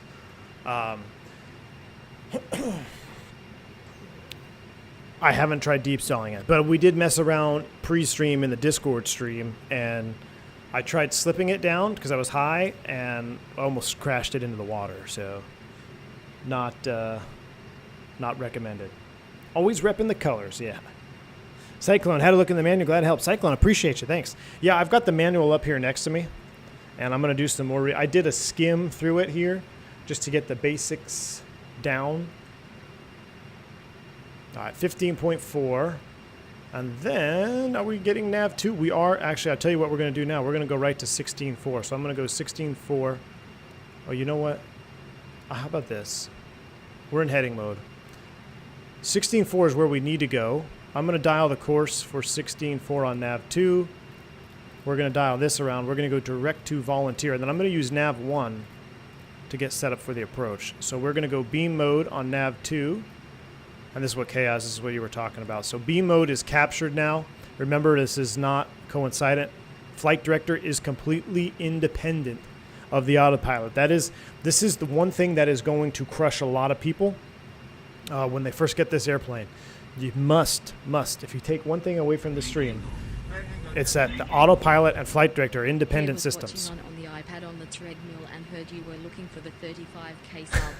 Well, it happened to be me. So without that shirt, wear large tongue, jerk.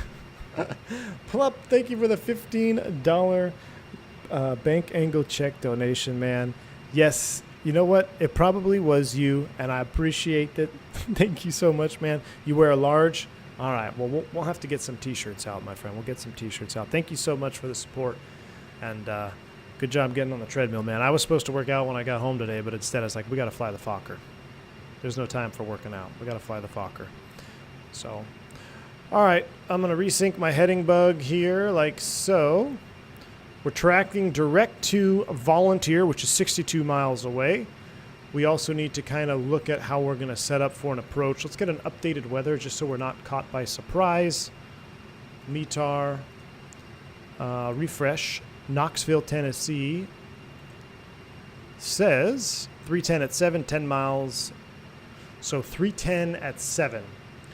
What kind of runway layout we got there in old Knoxville? Let's go charts. Let's get rid of all you Knoxville 7. I don't want that. Unstar you. Airport parking spots. Who needs leg day when you have the Fokker? For Velociraptor, that's a good one. All right, so we will land 5 then. We're going to land 5 left, 5 right. I'm going to do 5 left because I'm fucking new to this airplane and I need the extra 1,000 feet. So we're going to go 10,000 foot on 5 left. That's the approach we're going to do. Volunteer basically takes us straight out. What is this? To Benfey. And then we can do a procedure turn. Smash the like button if you want to see an ILS procedure turn in the Fokker. If you want to see an ILS procedure turn in the Fokker, we need 300 likes. We need 300 likes if you want to see a procedure turn in the Fokker. Full-blown ILS with the PT to Knoxville. If we don't get 300 likes before TOD, then I'm just going to go visual, and we're just going to fly it in super lame and boring. Does the Discord invite link in the description not allow access to channels? Separation of mind. You need to have a roll, which I will get to. You'll get a passenger roll here shortly. So mods are done in person. Mods check the welcome channel, and you will get a passenger roll. Once you get that, you will be able to have access to the full channel. We just kind of, it is eventually going to go to bot mode, but I still like having human mods, because you kind of see like when you join Discord, are you a troll, etc. So don't worry, as soon as the stream's over, I will work on some tonight. I want a fucking procedure turn. Smash the fucking like button. I'm gonna have to go home and watch Meet the Fokkers. This T-tail config can make it unable to recover from a stall. It will be interesting to check. Thanks for your love your contact. Mark, yes, you're correct. Ooh, we're starting to hit some turbulence here. And what's important, oh man, did we break beam mode? Well, we may have found a bug. We may have found a bug because it should be tracking nav2, and it doesn't appear to be tracking nav2 all that well. We're in VOR loc mode. We may have found a bug, y'all. Because you see how it's just staying here? We're in beam mode. What if I go heading and then back to beam mode? It's not capturing. Interesting. Still has some bugs. That's what JustFlight did say. There are still a few tiny bugs, especially with the autopilot. You just have to be on it. So we're not able to track beam mode. That's not a problem. Let's go ahead and use heading mode. And let's go ahead and turn you. Put this into heading mode. And we'll fly in heading mode. We'll fly old school, even older school. Still working on the flight director. Yep, I remember, I believe, was it Philip that emailed me, told me some information on that. So we'll track it old school way. We're 42 miles from Volunteer. If we look at the chart, the minimum altitude is 3,000 over Volunteer. So that would be, or it's 3,000 over Benfey. I tell you what, let's make it 5,000 for easy math. 18 minus 5 is 13 times 3. That's 26, 39. 39 miles we need to start down, which is right meow. So let's go ahead and set 5,000 feet here. Let's see how it does in the IAS descent. So I'm going to set 5,000 feet in the altitude window. I'm going to scroll my speed to match right now, which is about 270. I'm going to go IAS hold, altitude hold off. We might have just floated people in the back, but let's see what happens. It seems to be stabilizing. Working that power out. Nosville's landing west. Well, they are online. Holy crap, they are online. What are they landing? Delta 2-3. Why are they landing 2-3? Winds are, 280 at 6. Ah. Okay, well, that's going to change things. Good thing you didn't hit the like button. So let's go ahead and get rid of that. We need to go switch our approaches around. Let's go arrival. Approaches 2-3. I want 2-3 right. Off of Volunteer, basically to Neeland, straight in, 4,000. We're descending to 5,000. Highgar is at 3,000, so we're going to be fine. Straight in approach, super lame. If we had hit 300 likes, we would have requested 5, but since you guys don't like the Fokkers, we'll do it. I don't believe we need anti-ice. What's the outside air temp? Outside air temperature is -5. It is. I'll tell you what. Let's go up here. We're going to go. I want to make sure I do this right. So,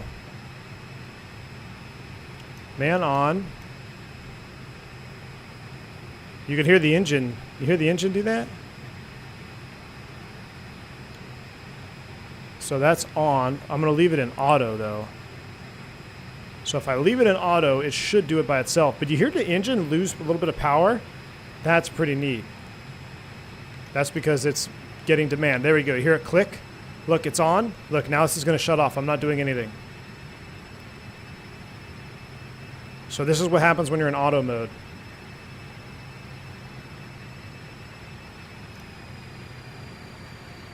Maybe it has to do with the power setting. I'm now curious. I did hear it doing some clicking. Oh, did it just do it as I looked away? No? It does have a semi-auto de-ice, correct. We're 26 miles out. We have information Delta at Knoxville.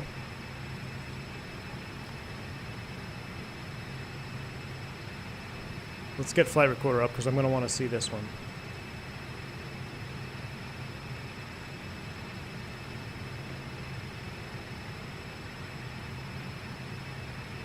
Pull out the E6B. Who said that? Trading pilot. That's funny. All right, recorder is ready. Oh, good. My wife joined the chat. Yep, almost done, honey. Almost done. All right, we're 22.9. So since we're landing this direction, I'm going to set VOR1 to the ILS frequency. So let's do 111.7. 111.7 is going to go right here. And our final approach course straight in for 23 right is 231 on the approach course. So let's dial 231 in over here. And I'm going to call up Tower sooner than later because maybe he'll be able to give us some vectors and make my life easier. So 231 on the approach course is set for nav 1. We're still tracking in heading mode to Volunteer. We're 19 miles out. We're at a 14.3. We're doing 270 knots. Descent checklist. I think we already did it. After takeoff, descent, fasten seatbelts. Here we go. Let's go ahead and seat everybody down. Mike P, time to put out that cigarette, my friend. Pressurization is set. We are descending. Because this has come down, so I think it is working. Landing data, bugs set. So we're going to do flap 42. Bug 1. Oh, no, I shouldn't have done that. I just hit bugs. So now it's going to mess up my descent.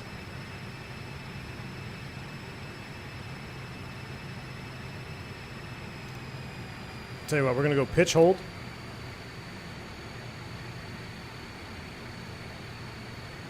We need to pick up the rate of descent here. We might just have to take manual control over. I need to figure out how to bind this. I need to figure out how to bind that button. All right, we're going to descend down. Tower is... Oh, no, it's just ground, 21.9. Rip. Those sounds are fucking awesome, and congrats for your 35K and climbing. It's a gear horn. I also need to bind this. I don't know if this is bindable, but you're going to need to want to bind that button. Thank you so much, Albert1. Appreciate the $10 bank angle check. Sounds are fucking awesome, and congrats on your 35K. Thank you, Albert1. Appreciate you.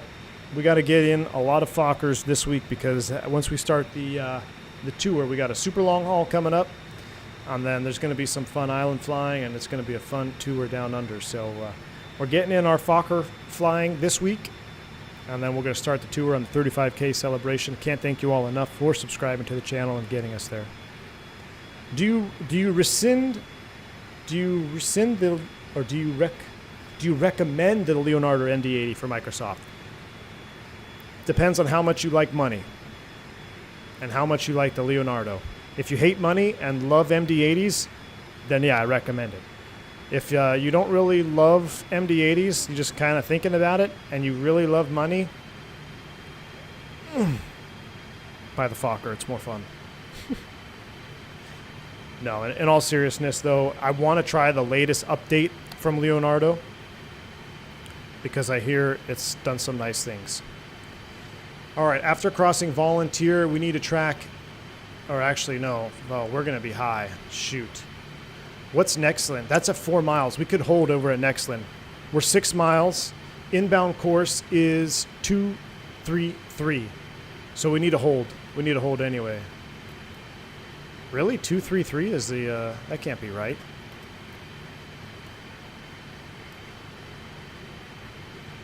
Hold on. Now my brain is... Thank you, Pete Monitor. Take it easy, my friend. My brain is working here. If we're crossing over the VOR, we need to track. We can't reverse back outbound. I mean, I guess we could. We could turn outbound and track 053.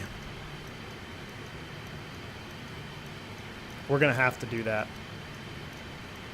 We're going to have to do that. because we're crossing over the VOR right now. So I'm going to select 053 because we were too high on this. We got to talking. I'm going to go ahead and start the turn now. We're 2.6 miles. We're going to track outbound, so you're going to get somewhat. You're going to get somewhat of a procedure turn here as we enter the clouds. Our anti-ice is on and working, but I don't think it has enough juice. It needs more juice, right?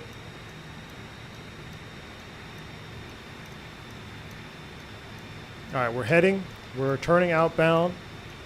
Swing, baby, swing. 250 knots below 10. Let's get our lights on. This isn't strictly legal either, but sometimes you just got to do what you got to do. Come on, baby, turn. This is all I need to do is fly into a mountain on my first Fokker stream. So technically, Nealon is at 4.7 on the outbound leg.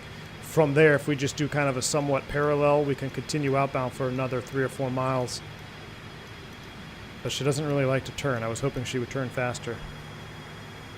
Gotta wing it, as they say. Indeed, we are winging it right now, Chaos. Swing, baby, swing. I'm starting up my first Mad Dog flight after the update right now. John, excellent, man. Tennessee V1 NCE, you're offended? Don't be offended, man. Everyone can have different opinions. Look, as someone who has said some harsh things about the Leonardo, I will tell you, I really enjoy flying it. So, take that for what it's worth. I really enjoy flying it. All right, we are 6 miles outbound. Geez, we really. I want to turn faster. Is there a bank limiter on this thing? That's a good thing to know. I don't know if there's a bank limiter. I wouldn't imagine there is. All right, we're 8.2, descending 5. We're still at 250 knots. We need to come further right, and then we're doing a really long procedure turn here. Don't worry about it. We'll be fine. All those CFIs and real pilots out there, don't worry about it. We just turned to the non-protected side, and we overshot it by 6 miles, so we'll be fine. 7.9 for 5,000. Fireflyer, so that's in auto mode.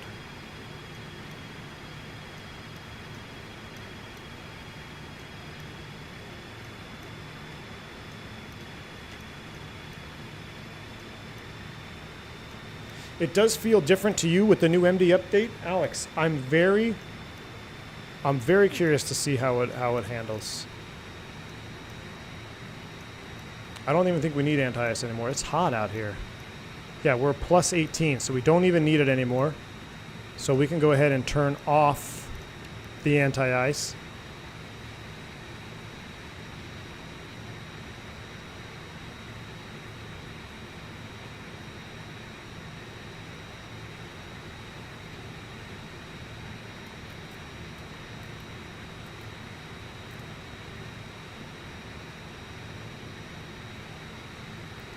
All right, we're going to turn all the way back around 231 and 231 inbound.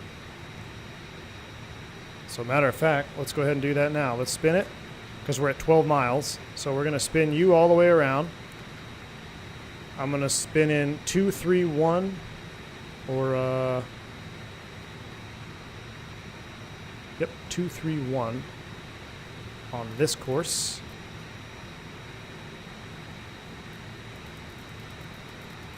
Oh yeah, click and hold, much better. Highly recommend. 231 inbound. Now we're turning. Yeah, it doesn't really want to bank, so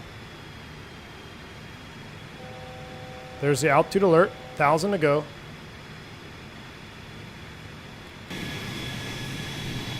I mean, we're definitely in a turn, so I'll tell you what. Autopilot off. We're going to increase this bank angle.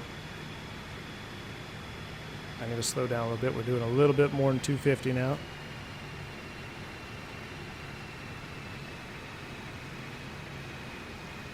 300 feet to go, so now we're doing some real flying. IMC. Nothing like hard IMC. Well, there we go. We're breaking out. I was going to say hard IMC. Bank angle check. We hit a bank angle check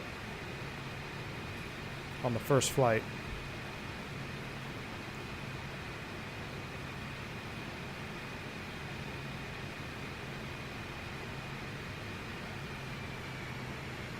Probably shouldn't have been doing that at 250 knots either.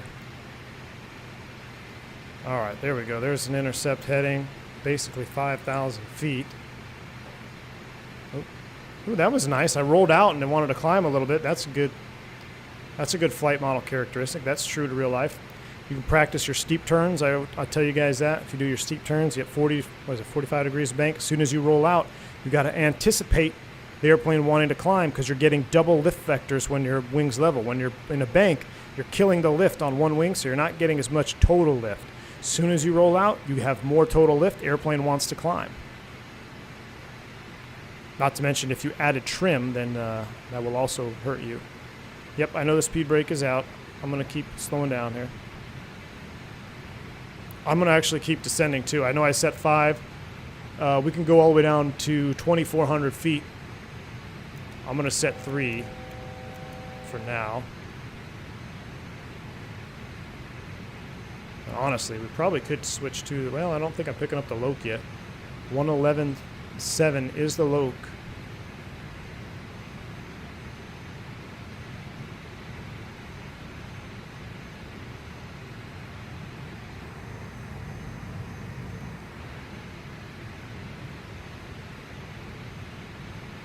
Is that the airport right there? No. It's got to be over there. This VOR is fishy to me. How is it so far off course? Here it comes. Here it comes. 200 feet to level off. We'll level it off. Nice and easy. Get a little trim in there. And now we can start going turning towards our inbound. Intercept view. Oh, you know, but there's some nice wind up here. That might be what it is. Flaps 11. Flaps 11? I swear that is the voice of Green Dot Aviation.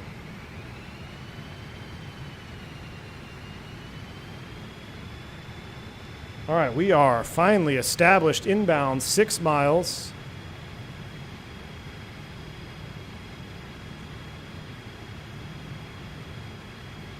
Get down. No, not yet, my friend. 2,400 is the final approach fix altitude. We'll dial you in.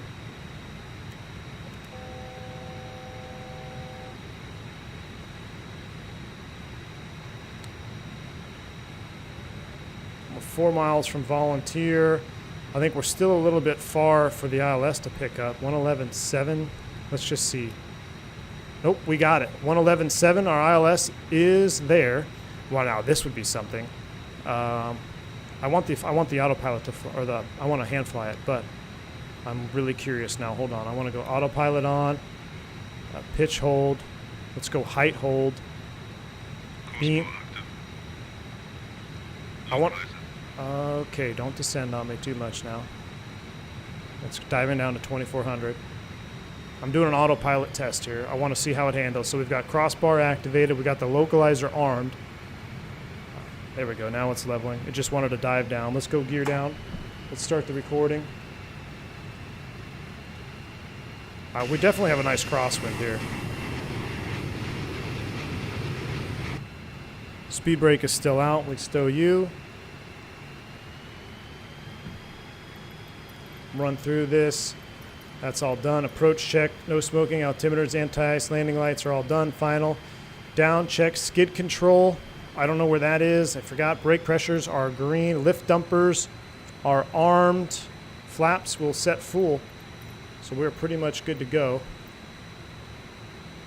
I want to see this glide slope come in here. We're a little bit out, so it's holding level, which is normal.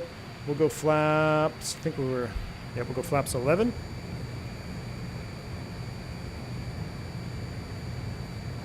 I thought we were going to have tower 2. No, it's only ground online.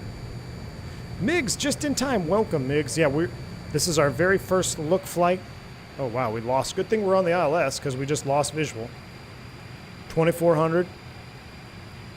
It climbed up to... Oh, it climbed up to the glide slope? What are you doing here, Fokker?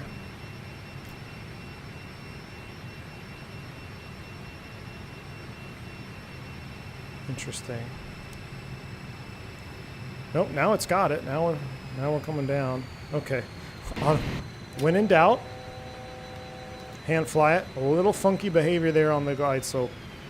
Power's coming down. Let's bug our VREF speed, 120, so we're a little bit fast. Not a problem in the Fokker. Power to idle. Gear is down. Lift dumper's armed. If you're not following the flight director, take a play out of the Airbus book and turn it off. I'm going to use a little speed brake here to help get us down. I'm going to bump up the sounds. Speed. Wow, that really slowed down. Yep. Speed. Speed. Speed. That's one call out you don't want your FO making to you. Speed. Man, I popped those spoilers and it was quick. Did that disarm? No, we are still armed on the lift dumpers. On speed, gear is down. 5 green. Cabin crew is prepared for landing. We're a little bit low on slope. Visual with the runway. I see my air. I was looking over here. Glide slope's on the left.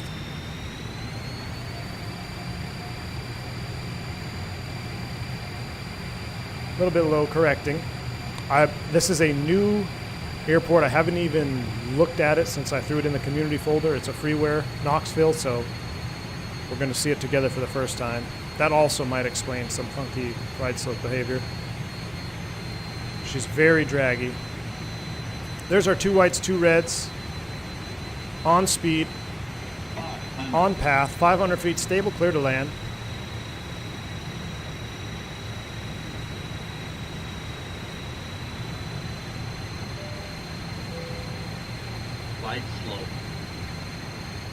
Okay, so that's just not associated because we're right on the pappies. Here comes the harmonic minimum. I love it. Listen to this.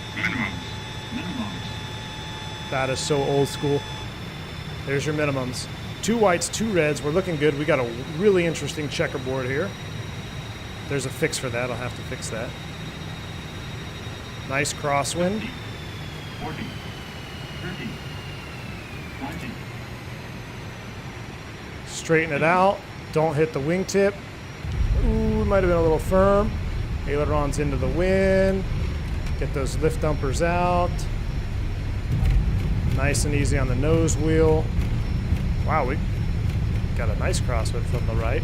Just trying to get a little aileron into it. I'll take a 245 for my first ever landing. I don't have the sight picture down yet. That I will admit. I keep thinking I'm higher than I actually am with my sight picture. That's why I keep plunking it. Kills my skills. This is Tyson or Knoxville, Tennessee.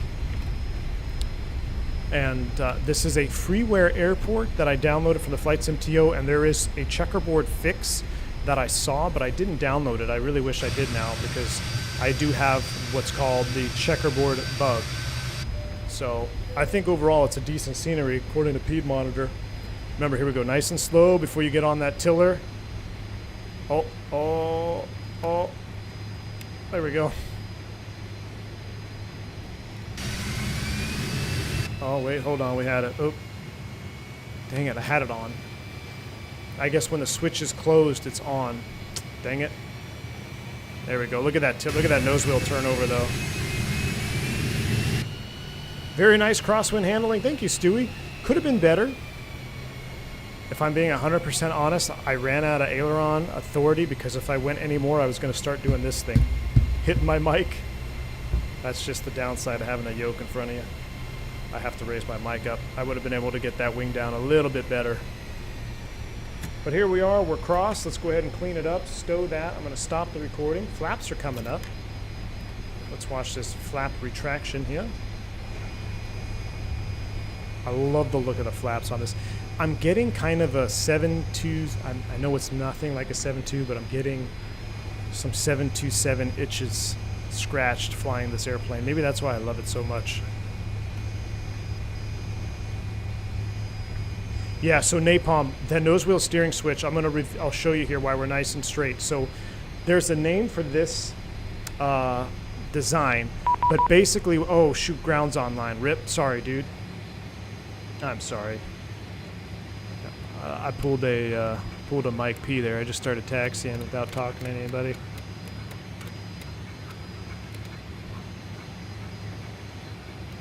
Knoxville ground, how you doing? Piedmont 357. We're off of 23 right, and we're going to base of the tower for parking. Park Pacific 357. You can just proceed straight ahead on golf for parking. Proceed straight ahead on golf to parking. Sorry about that. FO got to chatting there. Never flipped over to ground. Straight on golf to park. Piedmont 357.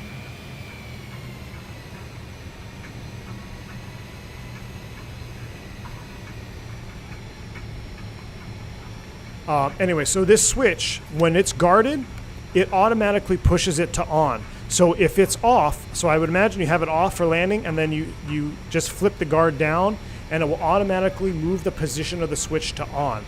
So if you ever have a question, if you're, is my nose wheel steering on or off, just flip that guard down, and it will push the switch forward to the on switch.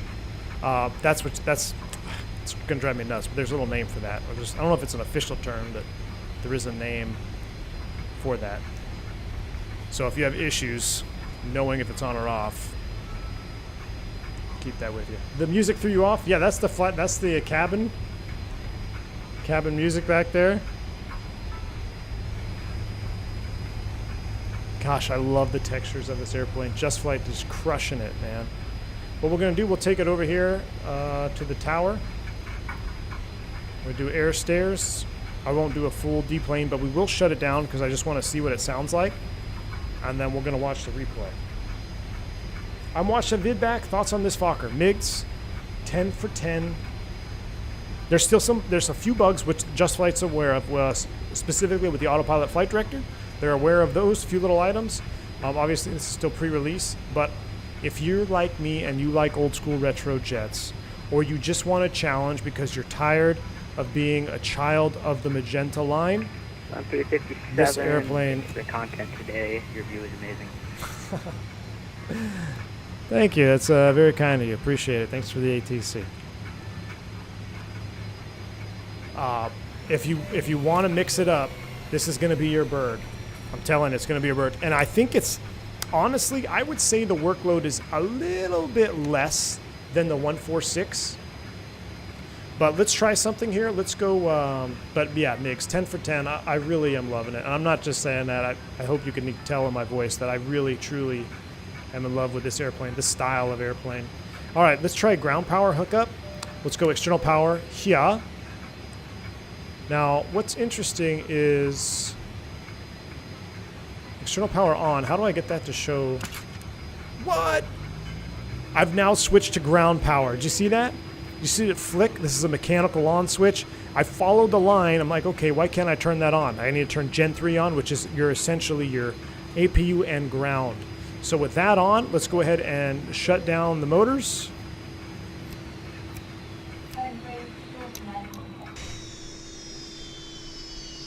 I know I have all the lights on. That's for replay, so we don't have to listen to the click, click, click, click, click. But Tyler Smith dropping 5 more memberships to the channel. Thank you so much, Tyler Smith, for getting 5 more Team Greens in here. You're now one of us. Thank you, Tyler Smith, for that very kind donation, my friend. All right. We are here. We are down. We're safe. I would say, overall, mildly successful flight. We stumbled a little bit there on the approach, but nothing like taking an airplane that I've never flown before and throwing it into a freaking true ILS and having to do a procedure turn while streaming. So I don't always, look like an idiot, but when I do, I like to do it with at least 300 people watching. So appreciate y'all for tuning in. Let's do a quick start to ready for takeoff, and then we're going to do replay. So I think this will spool them up, right? Oh, maybe state saving is not ready yet.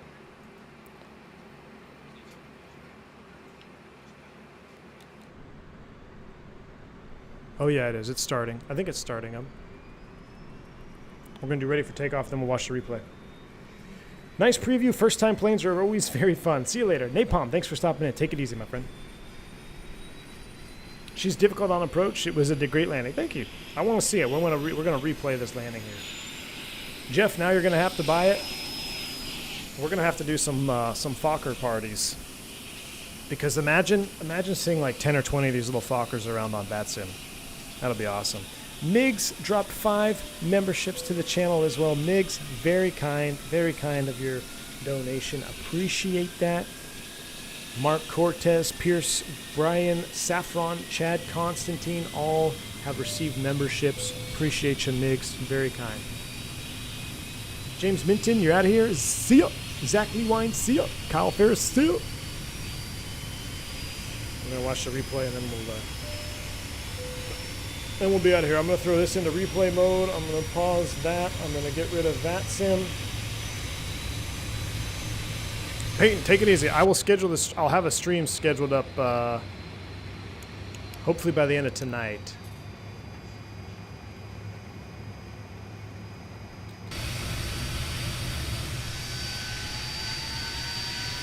And we'll try 8K liveries. Tomorrow we'll be much more prepared. But every now and then you got to do a first look stream. You just have to mix it up. Got to mix it up. The sound pack, agree, Havoc. The sound pack though, 10 for 10. What time I'm thinking, Peyton? So I get back from work. I'll tell you what, I'm going to go home first. It's probably going to be a little bit later. I would say it might even be starting right about now. So,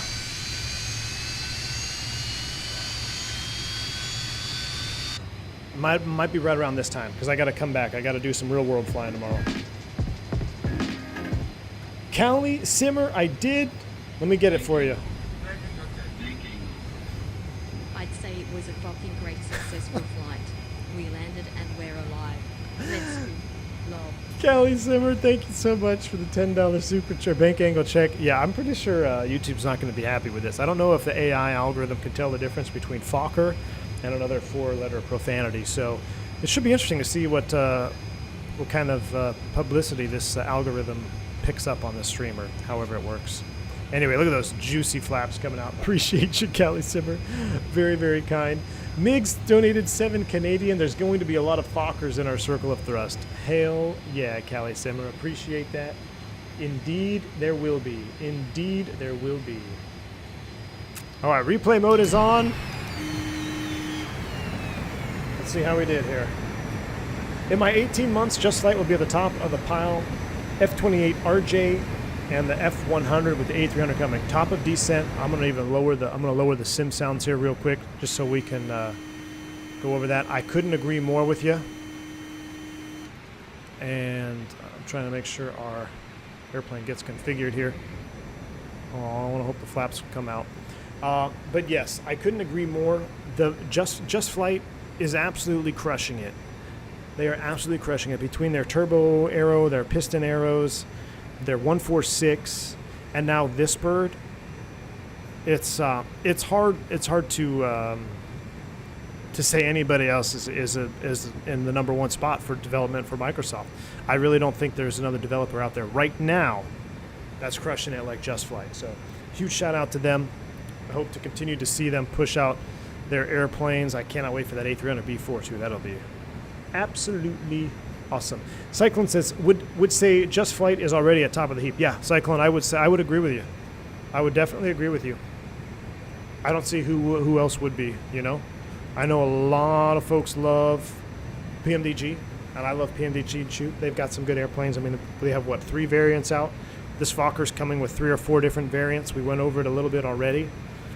The BAE 146 has 6 variants in of its own. A300 B4 coming out with their first ever INS in Microsoft. I don't know who you put in front of Just Flight. I really don't. Look at those flaps, though. Look at the texturing. This is so... Well, let's just... I'm going to turn the sounds up. Just enjoy this. Enjoy this here for a minute.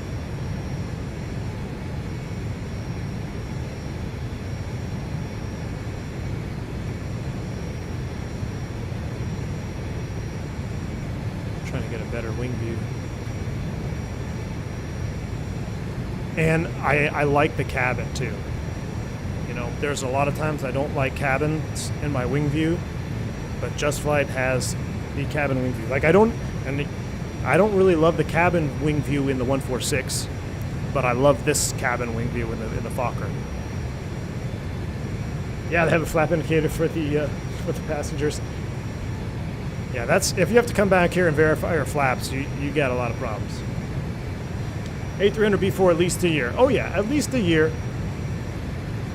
But it'll be worth it, man. I'm telling you.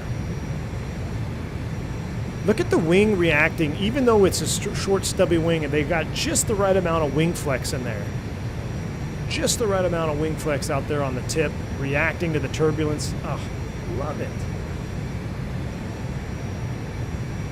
Imagine if they announced a 742 again, top of descent. Come on, man. I might have to quit my day job just to fly that around the world.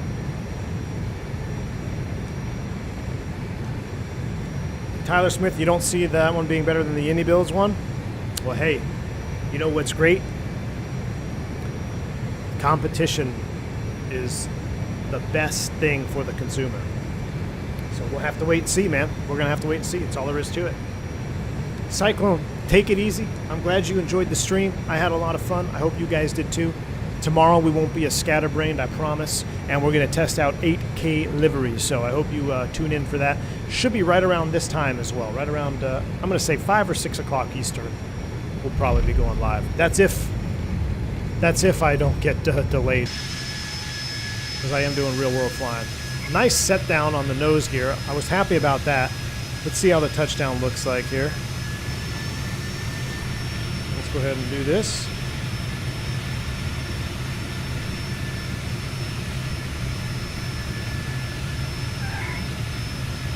Oh yeah, so it was not bad centerline control though. You got to be very careful with that wingtip strike.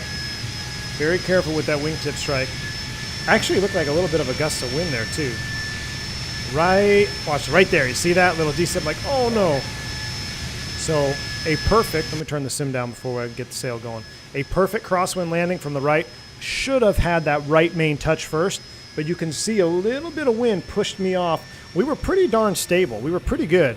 But right towards the D crab, right about here, I got blown over, and then that caused almost the left main to hit first. We hit both simultaneously, but we weren't side loaded, which is good.